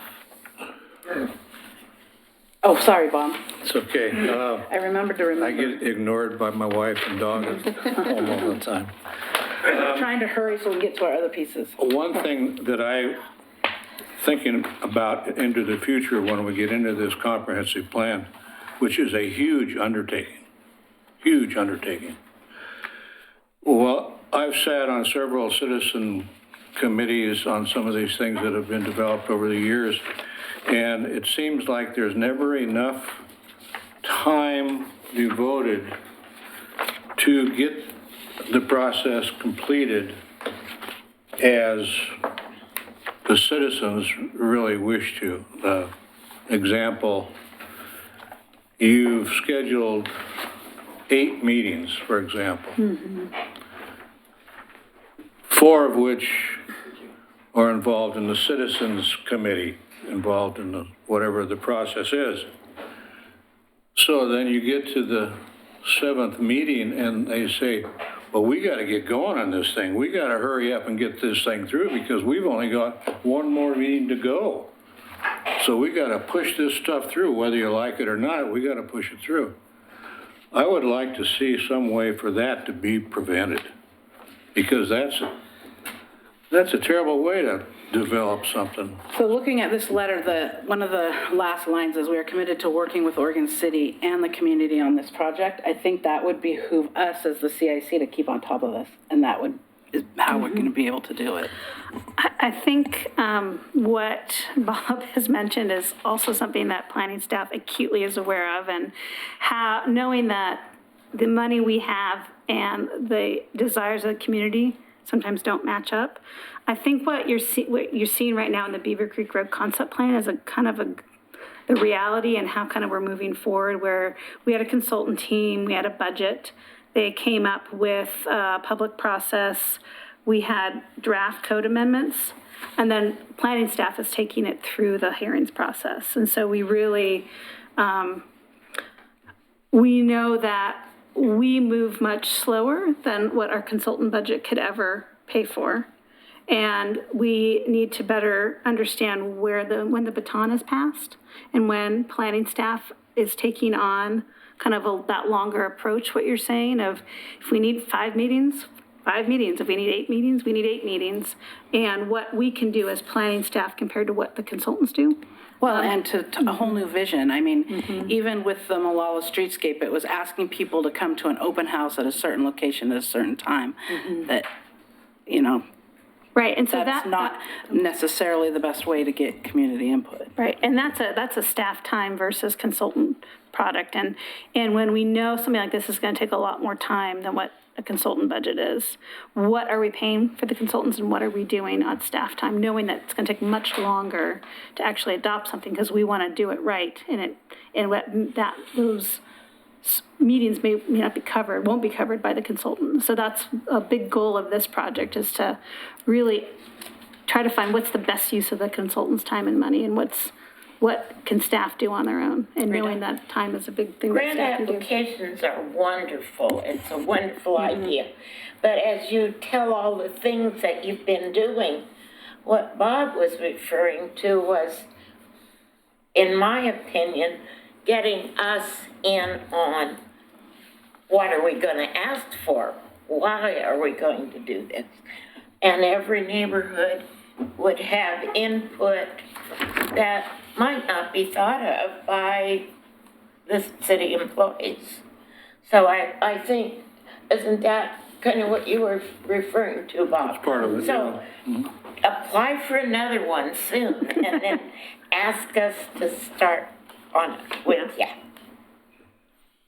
Yeah, coming to the table early on in the discussion instead of right when it's due. Yeah. All right, so have you had a chance to look this over? Does anybody have any comments or want to make a motion to support or not support or change?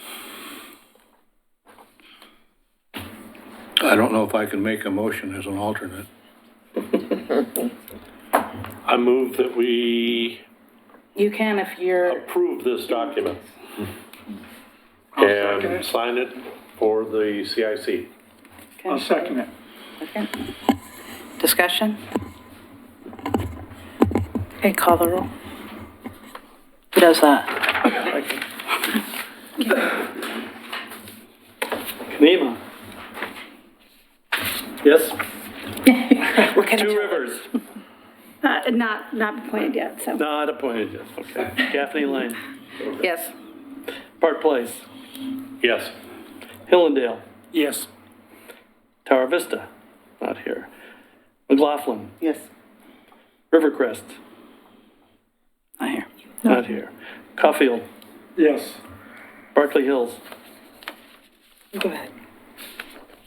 You sure? Yes, whoever's the primary. Which one's primary? No.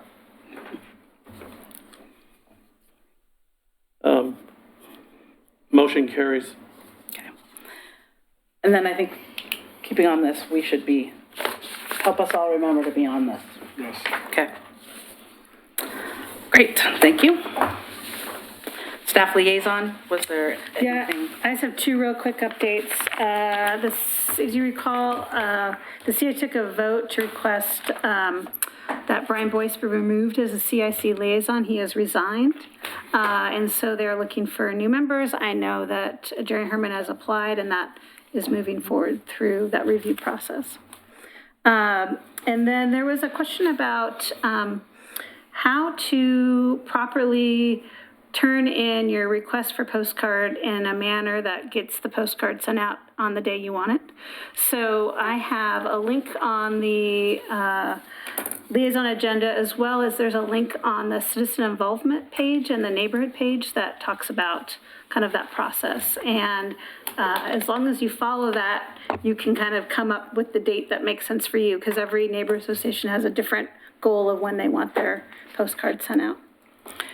Speaking of Jerry trying to be approved, do you know what the current status is of receiving applications from current members? I haven't. Please do send all your requests to Katie Riggs. Most of the boards and commissions deadline was kind of at the end of September, but CSC is a little different because every neighborhood association has to nominate their new members, and most people have your meetings in November and December. So if you haven't done it already, please at your next neighborhood association meeting, identify who your CIC reps will be for the 2020 term, and get those to Katie Riggs as soon as you have your vote, and she will put together the whole CIC package in the new year. All of our terms expire at the end of the year, so we need to re-up, so. Yeah, so if you are filling in for someone, you're just doing a partial term, you will be need to be reappointed. So everyone needs to be reappointed for the next 2 years, starting January 1. Okay. Speaking of CIC changes, Bob? Did we have any public comments? I already asked and they said no. You didn't? Okay. Did you have a public comment, Jerry? Oh, well, should I do my report now or at the end with your? You can do it at the end. Yeah, with the round table. Okay. Yeah. You mind if I pass these out here? Oh, you can do We can do it at the end at round table. At the round table at the end of the meeting. Okay. Sorry. Okay, Bob, Reader's Digest. You have 3 minutes. Let's see.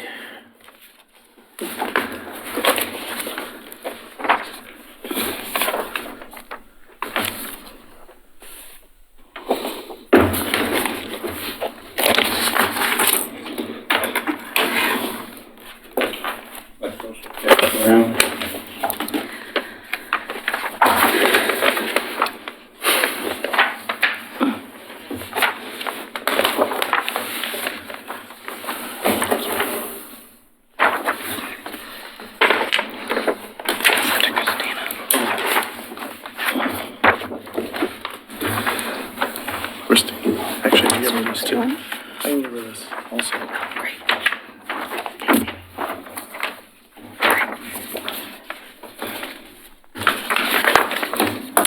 Okay, a small group of us, both CIC and non-CIC members, have gathered to discuss the current state of affairs of the CIC. Nearly 5 years ago, the city decided to reorganize the CIC into a group more aligned with other committees and boards. At that time, it sounded like a grand idea, but none of the goals the city stated they wanted to accomplish have been realized. And I'll go over them in a little bit. We presented our ideas that I'll cover here to the city commissioners and have their enthusiastic and unanimous support. First, I'd like to quote some excerpts from the former CIC bylaws. Quote, "The CIC will provide a vehicle for maximum citizen participation in promoting the quality and livability of the neighborhoods and community." Quote, "The CIC will serve to promote, coordinate, and implement various aspects of community involvement through citizen participation." Quote, "The CIC will consider a broad range of issues affecting the livability and quality of the city's neighborhoods." Those are all quotes from the former bylaws. On February 2nd, 2015, the city presented the new concept for the CIC as directed by the City Commission. This was a total surprise to the CIC membership and was not taken kindly. They felt treated as errant children whose opinions didn't matter. This was followed by a series of heated meetings with some still contested issues today. On June 1st, 2015, a vote was taken to adopt the new CIC code.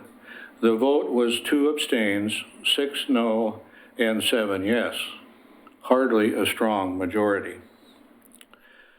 Let's review the goals of the CIC as listed on the CIC minutes of February 2nd, 2015. You have those in your hands. Number 1, investing and expanding neighborhood associations. This hasn't happened. In fact, the CIC itself has lost representation from some neighborhoods, and it's spotty at best from others. The investment to the neighborhood associations from the city budget has only increased $4,000 a year from 2009, and that's for all 12 neighborhoods. New residents, postage, and printing costs have far exceeded that. There used to be enough money for each neighborhood to get out a couple of newsletters a year, but now the allocation barely covers sending out postcards to notify neighbors of upcoming meetings. Number 2, setting the direction of the CIC tighter. It's hard to say what was meant by that, but if it meant tighter control, that's the one goal that has been achieved. Item 3, distinguishing the cans and can-nots of the CIC. Oh boy, is that ever vague. This is becoming more restrictive than anything else. The elimination of the CIC bylaws has eliminated many of the purposes, mission, vision, and values of the CIC. I gave a few examples of those earlier. And then at least we had an opportunity to achieve those goals and values. Item 4, offering tools for the CIC to work with. This is a total failure with nothing accomplished. There was a committee to find ways of getting more participation in neighborhood association meetings, but it didn't come up with anything that hasn't been tried before or cost more money, and attendance hasn't improved. One sad fact as a result of the city's reorganization of the CIC is that attendance at the CIC meetings has seriously declined. CIC attendance for the 12 months preceding the city's takeover was 83%. Attendance during a recent 12-month period was 61%, a 22% decrease. Now, something's wrong here. Many times, there's barely been enough for a quorum. Item 5, review land use applications. There have been no land use issues brought before the CIC because they're handled at the neighborhood level. The statewide planning goal number 1 is being followed in name only, as the CIC is not active in land use.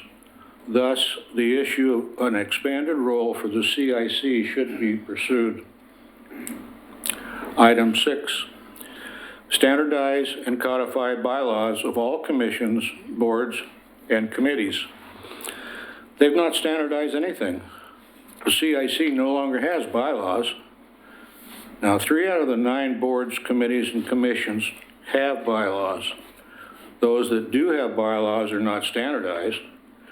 Now, this has proven to be a ruse simply to mollify the CIC members. Item 7, avoid costly accusations against staff. This was a shameful attempt to blame the CIC for accusations against a city staff member that never originated from the CIC. The people involved weren't even members of the CIC. A miserable attempt to lay blame where it didn't belong. When staff was confronted with this, they had no answer and changed the subject. There was never any retraction of these accusations against the CIC or any explanation of how the reorganization of the CIC would prevent this from happening. Item 8. The CIC is the appropriate avenue to communicate educational programs, CERT, fire, police, neighborhood watch, and encourage neighborhood associations to get involved. None of this has been done. On November 2nd, 2015, a presentation was given on CERT. No action was taken. On January 3rd, 2016, a fire department presentation was given. On May 2nd, 2016, a presentation from the police department was given. Neighborhood Watch has never been brought up. Now it's almost 5 years later. In the past, the CIC had several written purposes, a broader mission, stated values, and a vision. In order for the CIC to be a viable and valuable committee for the citizens, there needs to be a new purpose and mission for the CIC in addition to land use. A feeling in the air is hard to define. Currently, it feels like active participation is not important enough to be brought forward for consideration. This is not a feeling that can really be defined. It's just there. As an outsider observing the CIC meetings, I felt it, and I still do. As a former member of the CIC, I can remember a feeling of dynamics in the air. Everyone was eager to put forth their issues and feelings. Some were adamant, some were detailed and very articulate, some were shy and apologetic, but they still participated. There was a feeling of eagerness to participate in those meetings, thus the high numbers of participation. We'd like to see those feelings restored. I'll explain some of what we'd like to see to begin with, but keep in mind this is just a start and more details will follow with your support. One of the things on our list is to restore voting rights to both representatives of each neighborhood association. This will give a reason for participation in the meetings and encourage more dialogue among the members. A sense of belonging will be restored and will result in larger attendance at the CIC meetings, more opinions brought forth, and a larger pool for participation in city events and volunteer opportunities. We'd also like to see the restoration of our bylaws. Almost all of the other boards and committees have bylaws, so there must be a purpose for them. They can provide a more detailed purpose and mission for the CIC, can help promote citizen participation, will let us consider a broader range of issues affecting the livability and quality of the city, will more closely define our boundaries and membership, and define how and when our elections are held. We also hope the agenda will again be placed as a responsibility of the CIC chair. The bylaws will define who and how contributions can be made to the agenda. This will allow the CIC to be more aligned with citizen values, desires, and issues. More neighborhood issues can be brought to the CIC for discussion and guidance. Items on the agenda will be of interest to the citizens, not decided by city staff. That will result in the feeling, I can be a part of this. My opinion counts. I'm free to bring forth my neighborhood issues, and this is an inclusive organization. We want to give the CIC members the feeling that they're in control of their own destiny. Anyone can bring forth their ideas, opinions, and feelings about any issue they feel is important to the neighborhoods and the city. We represent the citizens as a citizen organization. We're asking for your support for our ideas so we can go before the city commission and ask for these changes to be made to the city code. Thank you for your attention, and I'll be happy to try to answer any of your questions.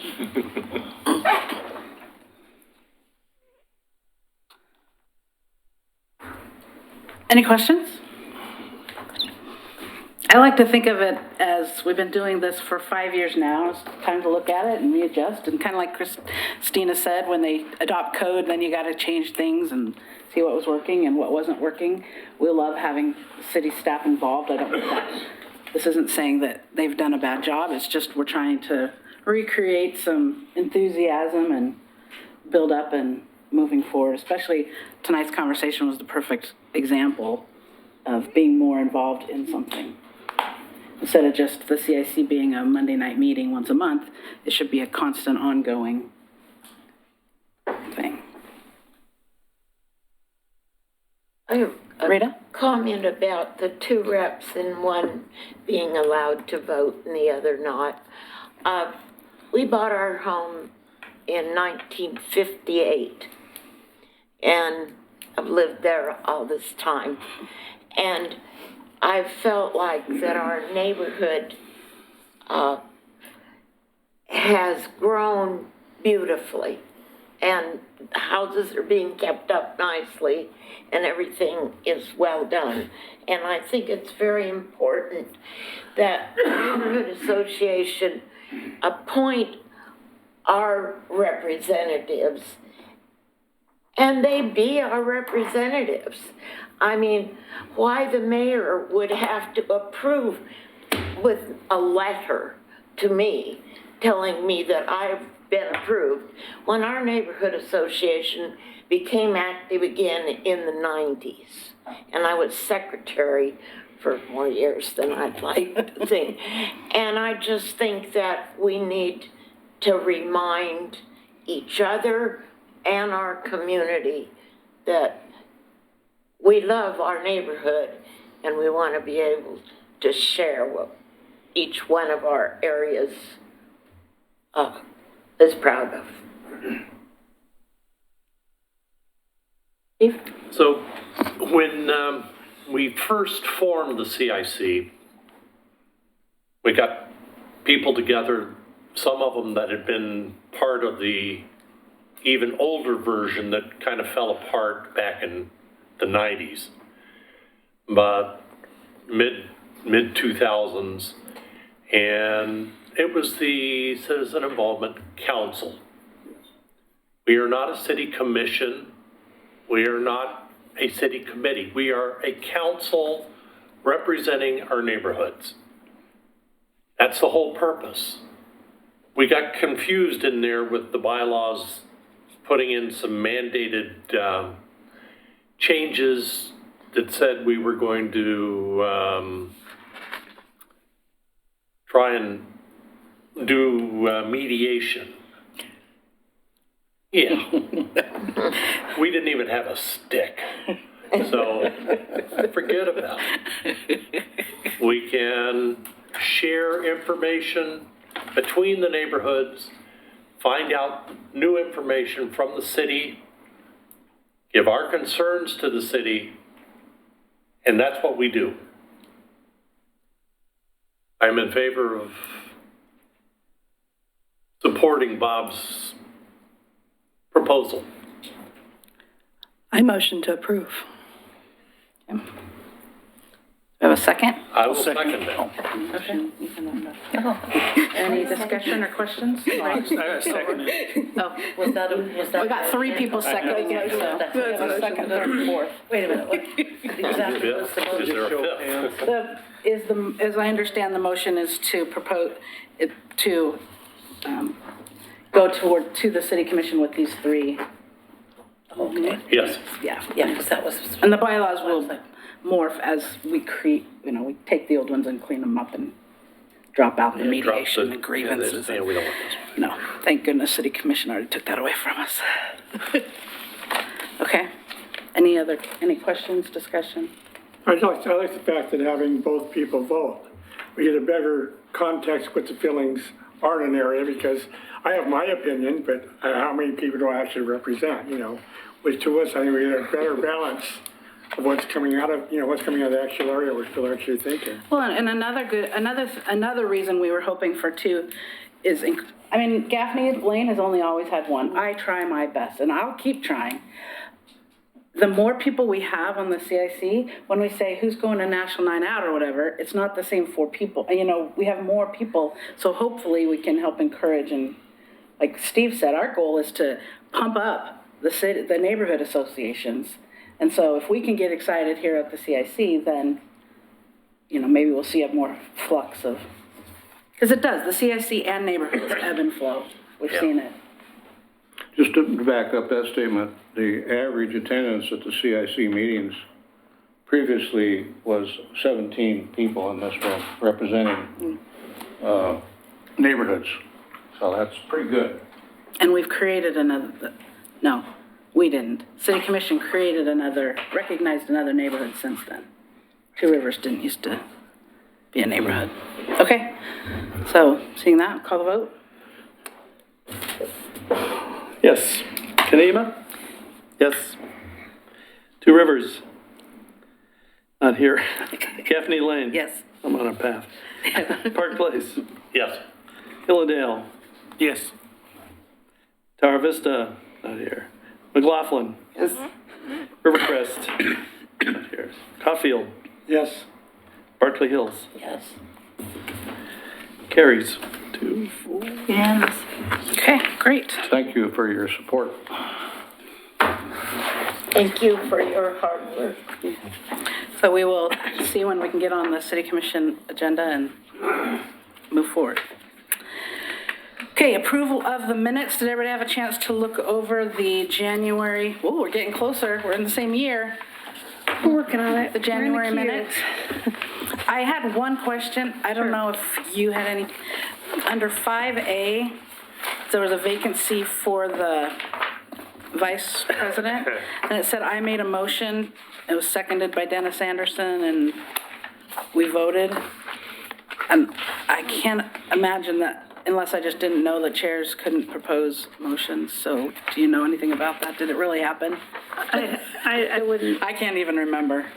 In my memory, it was more along the line of, can we hold this over? And everybody said, yeah. I don't remember actually voting, so I don't know that it matters. To an unknown person made the motion, just to make sure that there's not a incorrect piece of the minutes. Yeah, I really don't know, but. So we could just say a motion was made? Yeah, that's fine. We can make it. More generic, okay. Any other comments? Anyone want to make a motion to approve as amended? I'll move that we accept the minutes from last January. As amended? I second. Yes. Carla, okay. This, I think we believe we just can raise our hands on. So, and if everyone in favor, raise your hand. That. Any opposed? Any abstain? Motion carries unanimous. Great. Round table. We're gonna start in the middle. We're gonna do something different. Why no. Dennis, hold on. Grab my seat. Gonna try to change this up a little.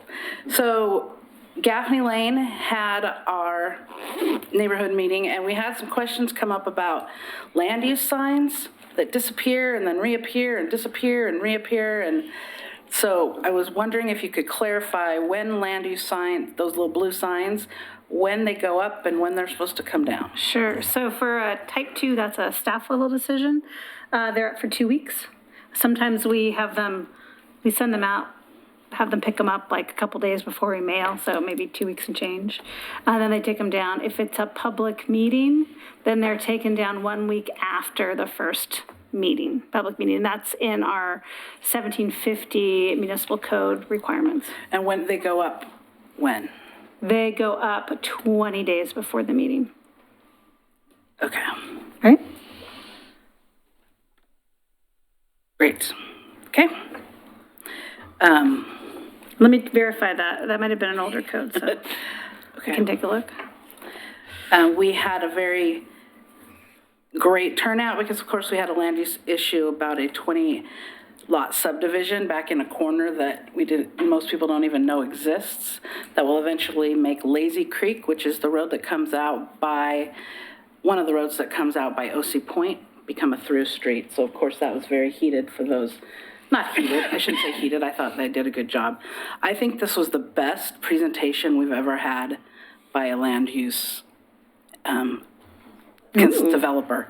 It was so concise and well thought out. He answered questions before they could be asked. I mean, just wasn't in engineering speak. It was, I thought, very well done. I think all of us that were there. Oh yeah, John was there too, and he even agreed that was the best, one of the best I gotta presentations. figure out who that was. Yeah. We were very excited to have John there and bring it back up that is one of the things that Gaffney supports of the CIC is asking Public Works to come back to our meetings because we miss having those updates monthly. So Gaffney is in support of that. And so we had a great meeting. Okay, we're going to go around this way.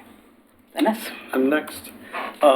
Again, to John Lewis. In Kenema, we're starting to see some stop signs being put up. We have some markings to adjust to the stop on a number of streets, 3rd, 4th. I don't know if we're going up to 5th, but we have some bicycle kinds of markings to delegate the kind of area that we like to think of as Kenema, being serviceable by a lot of people, families, friendly, plus the stop signs, which is going to cut down people running through the neighborhood. Also posted 20-mile-an-hour signs and a number of things like that, all being done to that degree. We had, I don't know, we've gone a little bit of, we've skipped a month or whatever, but if I could just go back over this, which a lot of you know about, the Kenema was an advocate for the fund for the policeman, the fallen officer, and from National Night Out till now, we have exceeded our expectations, and we're really thrilled. Kudos to one of our neighbors, residents, who brought this forth with the chief, and he concurred and liked the idea, and we ran with it very well, partly because of her enthusiasm and thrust. And we got on board most of the neighborhood, Kenema, and we raised close to $2,500 on a project that was somewhere between $1,400 and $1,600 to do a bronze casting of the fallen officer's boot to be commemorated at the new building next summer. So we've met with him, the chief, a number of times. Karen Blaha is her name, and so I've got a little insight on like the expectation of like where it might be placed, but I guess all that gets worked out with the architect and the design and so much stuff before that ever happens. But it's been a great thing for our community to participate in. A lot of the people were more than happy to give, even outside our neighborhood, to caveat that is that it never was just our project. We extended it out to all the neighborhoods, and we got some response in that way, and we got people outside of our neighborhood who contributed to it to make it happen. And so we're very excited about that and the result of that. And you have anything else to add, Linda? No, it's been it was very moving. There was a lot of emotion involved on different fronts, but it turned out to be quite quite an exercise in neighborhood. That's Very wonderful. nice. That's wonderful. Yep. You're gonna jump into roundtable now? All right, come on, John.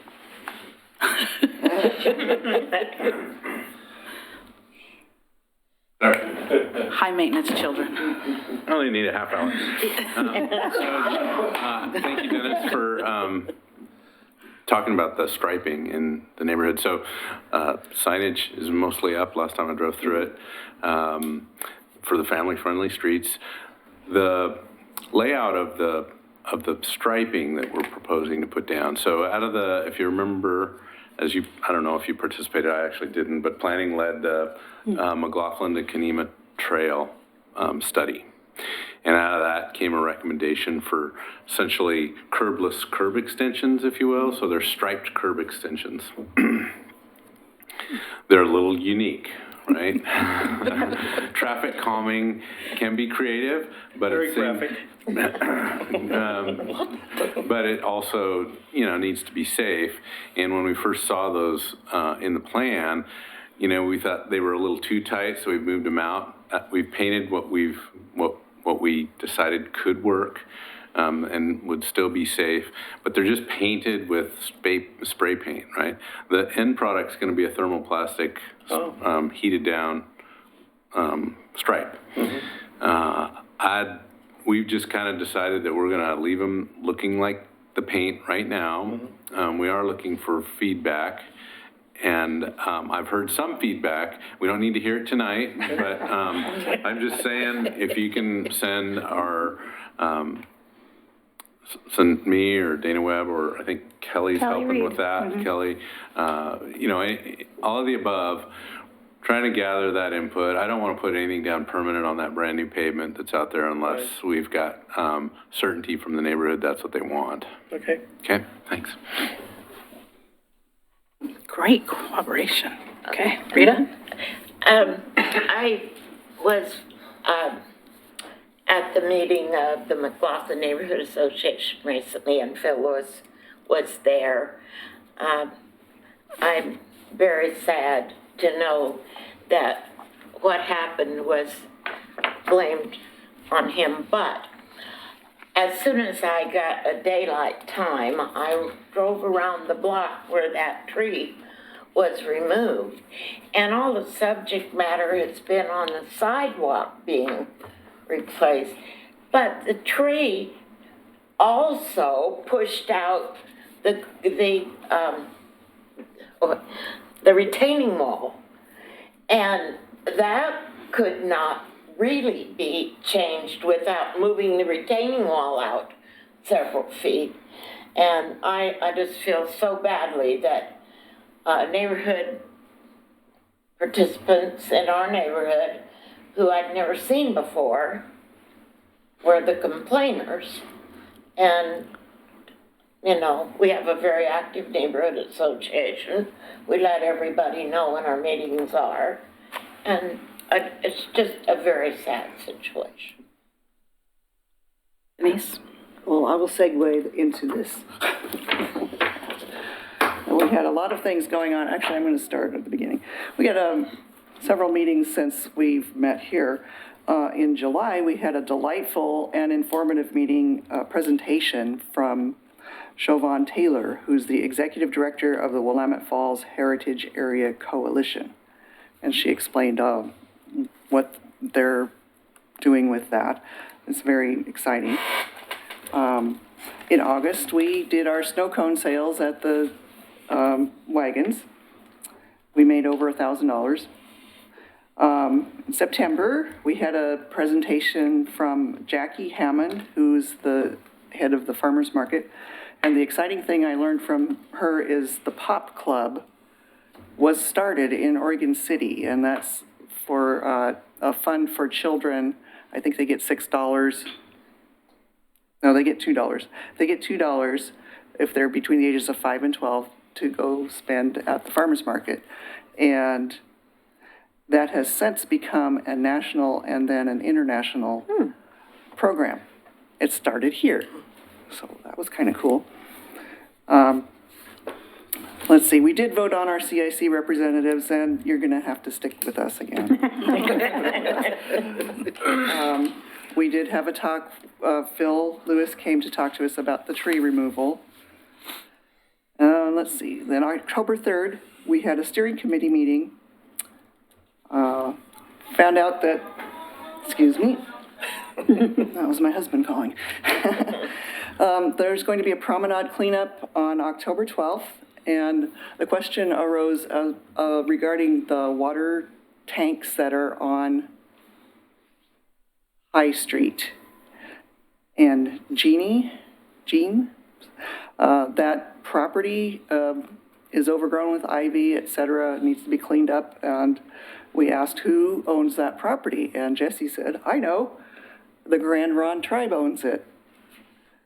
It was part of the mill property, so it is now owned by the Grand Ronde tribe, which means they are now part of the McLaughlin Neighborhood Association. So we're really excited about that. So we're gonna contact them and see if it's okay if we go in and clean that up this weekend as part of our promenade cleanup. We're gonna have elections next month. We had some neighbors who are interested in joining the steering committee because of the tree. Let's see. Which leads me to the resolution that we came up with. There's not enough for everybody, so we'll have to share. There's 3 here. I'll kill this for the file, and then I'll just... Okay. And I'm just gonna read, does everyone know what happened with the tree? Okay. So our resolution is, it is hereby resolved that the M&A will work to advocate for the development and adoption of a public tree code in Oregon City that provides for adequate protection for public trees. Said code should include provisions for adequate notice to nearby neighbors, which didn't happen this time, the applicable neighborhood association, and the public generally regarding the proposed removal of public trees in Oregon City, in addition to provisions for adequate opportunity to comment and otherwise participate in the city's decision-making process regarding the removal of public trees. The M&A will strive to build consensus with other neighborhood associations regarding these proposed code changes and will work with city staff, the Natural Resources Committee, the Parks and Rec Advisory Committee, and the City Commission regarding the proposed amendments. And I was glad to see that part of your code amendments included the modified standard for tree preservation and sidewalk alteration. So that's already being worked on by the city, and so we're happy to hear that. So that's all. Great. Christina? I don't have anything to add other than I just checked our code about noticing, and it's 2 weeks for a type 2 administrative notice and 20 days prior to a hearing, and that's the minimum. So oftentimes what happens is when a notice is mailed out, we have the applicant also put the sign up. So as I said, you're never in trouble for over noticing. So if you see it up for more than 20 days or more than 2 weeks, it's just that we've put the sign up when we've noticed, and we often do it more than those 2 because we don't want to be too close to the minimum. So sometimes it's more than the 2 weeks. But they are taken down once. They're taken down once comment the comment period is done for a type 2 and 1 week after the first meeting for a type 3 and above. That's a planning commission or city commission. First meeting, correct. Okay. I don't know. Rachel? I only have a couple things. First, most of the commission, I think all of the commission maybe, you can confirm, have recently been invited to tour and have toured the Metro South transfer station. Most people have been there to drop off their garbage or waste, but this was a kickoff of sorts, I would say, to when I participated. Most of the Clackamas County Board of Commissioners was on that tour. They offered 2 tours for electeds and I think a couple other people. But so I think it was kind of a kickoff from Metro of a new project of needing to look at that facility, that it is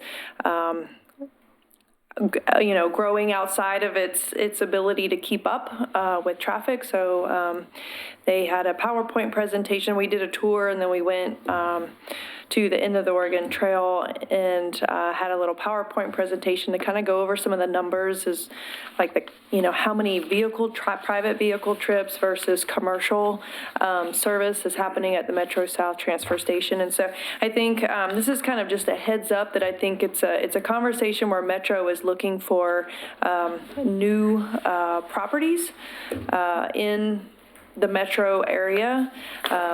And so I think there was some good conversation, at least at the one that I went to. And I think, Tony, you attended the other tour where some of our other commissioners participated. So I think we're going to probably hear more about that project. So that may be something that this group may be interested in once it kind of gets off the ground. I know that they're looking at vacant properties in the southeast metro area, but their challenge is finding a property that doesn't overburden existing transportation and that is big enough to expand, this transfer station needs that are occurring there. So I thought it was an interesting conversation. It was new to me, and it's a kind of a brand new, put it on the radar of, I think Metro is moving this forward as needing to make improvements to this site. And they've looked at 2 or 3 alternatives, and this was a chance to let local electeds get briefed on what the situation is there, and how they're reaching their capacity and how they are needing to make some changes. So it'll be interesting to see how that unfolds, and I think what services are provided at that location will likely change in the near future. So I just wanted to mention that. That was in the last month. The other thing is something that's coming up in October that I don't know if you guys have heard about, so I just wanted to mention it. So this is a transportation forum, and this is a Clackamas County forum, but it is happening in our backyard, October 22nd, from 6 to 8 p.m. at the Abernathy Center. And so I'm just going to read really quickly so then you can decide if you want to go. This forum is an opportunity for community members to engage, learn, and get energized about potential transportation investments in Clackamas County. I can tell you some of those investments include things in and around Oregon City. So there will be a connection there to Oregon City. You'll hear from a panel of community members who share the region's vision for a safe, equitable, and reliable transportation system that works for everyone. The event will include opportunities for the public to interact with decision makers and provide valuable feedback on project and program concepts that could be part of a possible 2020 regional transportation funding measure. Complimentary refreshments and a no-host bar. So put that on your calendar if you're particularly interested in transportation, October 22nd, 6 to 8 at the Abernathy Center. So, Great. that's it. Okay, Jerry, you want to come up and share with us about Two Rivers? More handouts.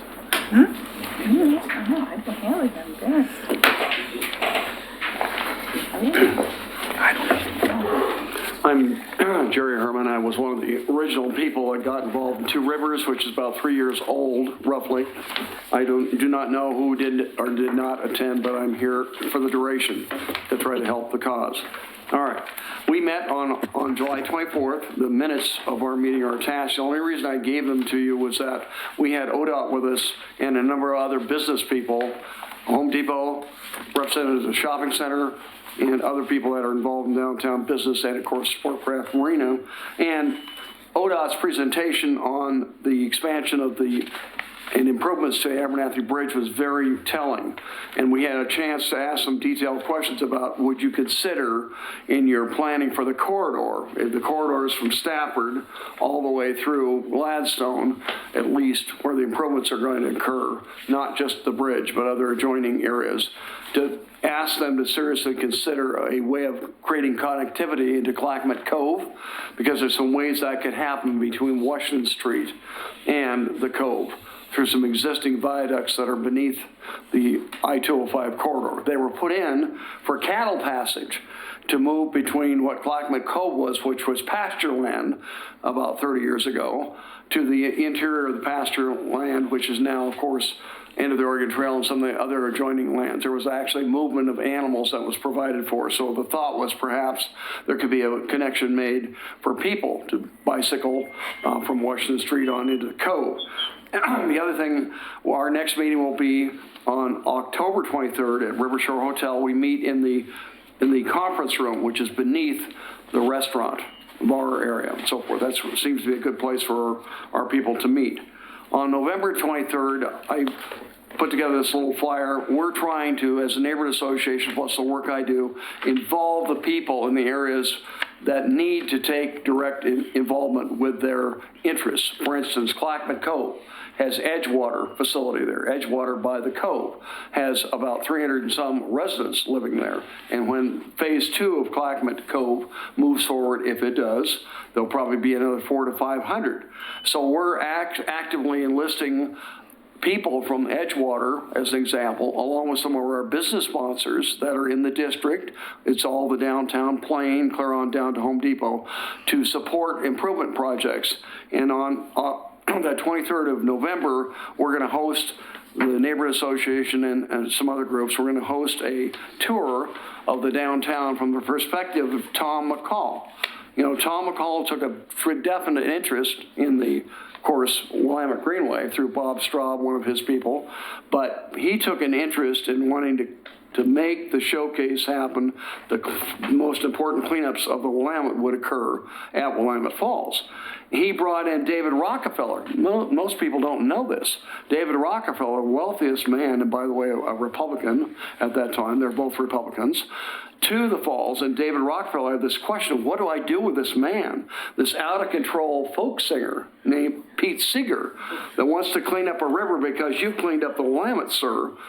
In about 1970, this is this discussion. Now the Hudson, Pete Seeger wants to clean it up, and he wants me, this is David Rockefeller talking, to fund a vessel called Clearwater, so he can show the people how dirty it is and have hootenannies and sing about cleaning up the river, the Hudson. Well, anyway, we're going to tell the story, and Tom McCall will be there. He's a 24-year-old man, young man, who plays Tom McCall very well, and a chance to also see some history of the past. Most people don't realize David Douglas, the great botanist, was here in the 1820s. Nobody talks about this. He measured the falls accurately with instruments that he got acquired from England. He'll be a part of the tour. And then we'll go down from walking through the downtown and looking at some of these things firsthand that Tom McCall and others were concerned about. We'll go down and look at some improvements that have been made along Washington Street that we're real proud of, having youth involvement. Some of those youth live at Edgewater by the Cove with their parents. And we'll also take a look at some of the things we did to try to improve the bluff line with inventing 20, 15 and 12-foot rakes, and now we're working on 12-foot weed eaters. I'll let you know how it turns out. I may not have a scalp when it's all done. But the point being, we want to show you some of the things that we as a neighborhood association and others are trying to mobilize the community to take action around the Cove, the downtown where improvements need to occur. The downtown Main Street folks and us are working together to make some things happen. I wish I could tell you that things in the past were perfect. I don't know what they were in the past, but I know we've met regularly. So if you have any questions, be glad to answer them. Yes, ma'am. How do we sign up for this tour? Pardon? How do we sign up for this tour? How do we sign up for the tour? Oh, about the tour? Just show up. Be there on that's Thanksgiving weekend, but we think people might want to enjoy a chance to get out after the turkey and so forth on the Saturday. Be on the lower part of the elevator, that is at the bottom, at 10 a.m. We will do about a 1.5 hour journey of discovery and to bring you back alive. Okay, thanks. You're welcome. Okay, right. Hillendale Tower Vista had our general meeting on October 1st. We had a presentation from the Village at the Falls project, and then we held our elections. Unfortunately, at this time, I cannot continue on as chairman, and nobody had stepped up, so there will be no chairman available for Hillendale. No secretary, William will stay on as land use chairman, and we'll try to have meetings when we can. If a presentation needs to be done, we can work somehow with that, but, I cannot continue on due to personal reasons right now. And, Vern, from Tower Vista is gonna continue till the end of the year with Tower Vista, but then he's looking to get out of after that too. Participation has been very, very low in our neighborhoods, recently. Well, actually the entire time I've been there, so. We'll see how it works out at this point. Sorry to hear that. Take care of yourself. Linda? October 17th, we met, Kenema met for our meeting at the library. We had a good turnout, a nice meeting. We voted 100% to support a person who's building a new home in Kenema. I think that's the first time we've ever had 100% voting approval for a new plan. Pete was there from Natural Resources, and that didn't go so well for Pete. He got one vote of support, and all the rest of his votes were strongly opposed. And that's what we've been up to. Okay, Bob? I'd like to ask Christina to put on next month's agenda the revisions to the City Code, Chapter 2.30, Citizen Involvement Committee. Okay. So we can further our conversation about that. And then I'd like to ask Tony to add that when you can to either December or January City Commission agenda. Thank you. Tom? We had a meeting on September 24th. Unfortunately, the cards didn't get mailed out, postcards, so instead of 15, 20 people, we had under 10. We did have a CIC member show up to visit. That was really nice. I'll mess up this name badly. A gentleman named Sharish Patel did a presentation. They want to put a little pediatric clinic right there at Malala 213, that Burr Lot right there. They'll serve children up to the age of 25, which, pediatric, you think of younger kids. I guess some of the laws now with, insurance and that, they figure they'll go as high up as, your parents' insurance, so. Is that the triangle by Winco? Yep. Yeah. Okay. And, I was asking about, processing. Was last process, next step was to have our approval. COFA to approve that we would support that, and he has to continue going through with the city and the last steps of putting that in there. That was interesting. A couple of gentlemen came in and did a presentation at a new park there between Glen Oak and the bus barn. You can see it's all been cleaned out. They've got phase one all worked out. They're gonna start with the parking lot and start getting the play areas and the first phase of that put together right now. So that's great. It's looking like it's gonna come together. Really, really necessary. Christina was there, and she did a little Beaver Creek planning update, but with only 78 people there, she didn't get many questions. It was pretty quick. She cheated. She got there pretty easily, The bus was much more heated when you were there. After that, the word is, I guess, Beaver Creek Road now is going to be a 3-lane road is what they're at right now. I think that's what you said. Beaver Creek Road, you're still talking about maybe a 3-lane road? No, it's proposed in the It's still concept proposed plan. that way, And okay. so it'll be going to the city commission in November at a work session to look at alternatives to that configuration. That's always been a heated argument in our neighborhood, so everyone's probably heard about that. And we're going to meet again in November, and we're going to do our elections and go through that process. For Barclay Hills, our picnic turned out fairly well. Improvement from in August, and we had probably at least 30 people, if not up to 50, cycle through, which was really good overall. A lot of kids. And then we had our meeting on September 10th, and we had Phil Lewis, just was coming before everything anyways, just to talk about our parks and, acknowledge that not only, we have Barclay Hills Neighborhood Park, that we have Stafford, we have also Mountain View Cemetery itself as our park. And talking about that, he was talking also about what, options there are as a park, and that possibly Stafford will become a dog park, possibly in the future, to have a dog park area, yeah, so, in any case, he had spoken, and then we had Mary Elridge, or I don't say her last name right. Elridge talked about parents of murdered children dedication there at Mountain View Cemetery. We had it there. And then I had William Becker and Wendell Baskins, local historians, talk about the history of Barclay Hills and talking about what it was initially. And so that was fairly interesting. We got in a lot of history. Basically, like Mountain View Cemetery was actually owned by the Holmes. And the entrance of Mountain View Cemetery was a log cabin owned by the Holmes initially.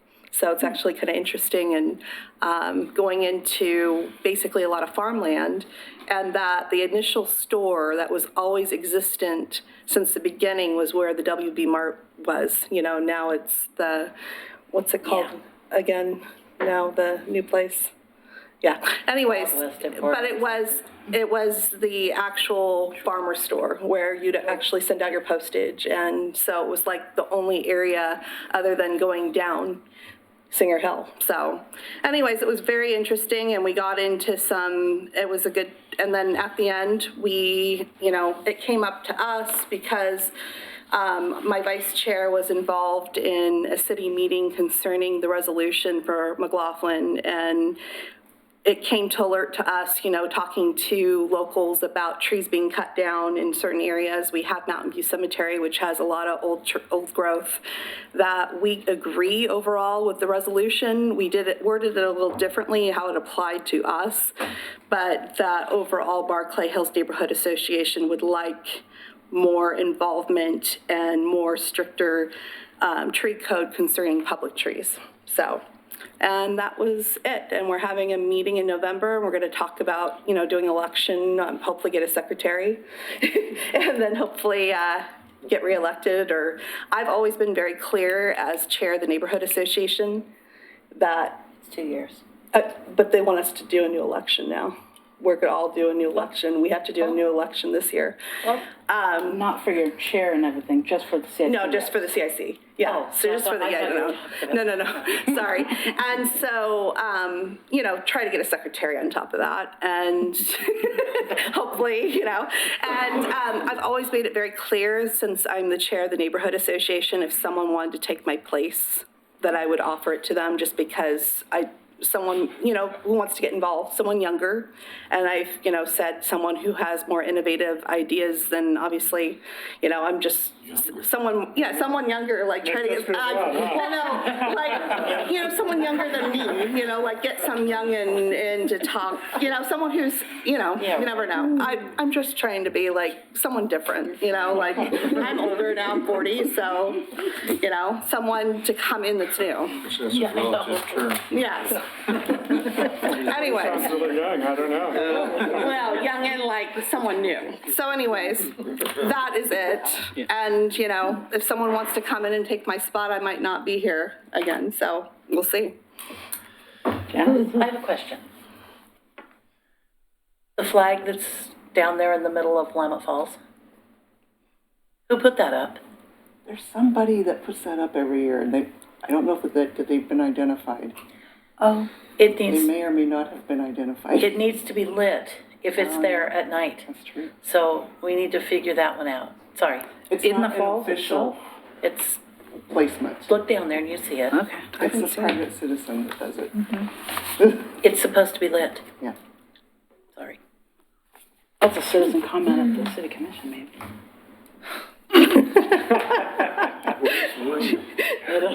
Okay. Anything else, Jenna? No. Okay. Steve? So Park Place had a steering committee meeting on September 16th. Denise McGriff came. She just wanted to attend, I guess. I don't remember that she had anything to say.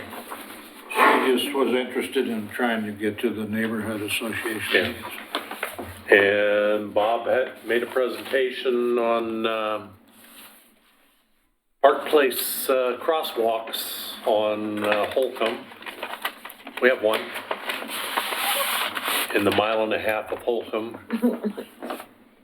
And we drove around the city and found other equivalent traffic where there were 6, 8 crosswalks. So we think we're due. So he took it to the TAC to, he got out of his chair up here and walked over there and made citizen comment. Otherwise, the following Saturday, we had a cleanup at Park Place Park. Had 10 people come. We got a lot of work done, clearing out blackberries, suckers, and we had good involvement, and this is in support of the refurbishment grant that we got for the playground equipment. So we're very happy with how it's going. Next meeting, whatever it says on our, At the next meeting. it'll be at the next meeting. Okay, anything? This month, and I won't be there, so. All right, anything else? Okay, we are adjourned.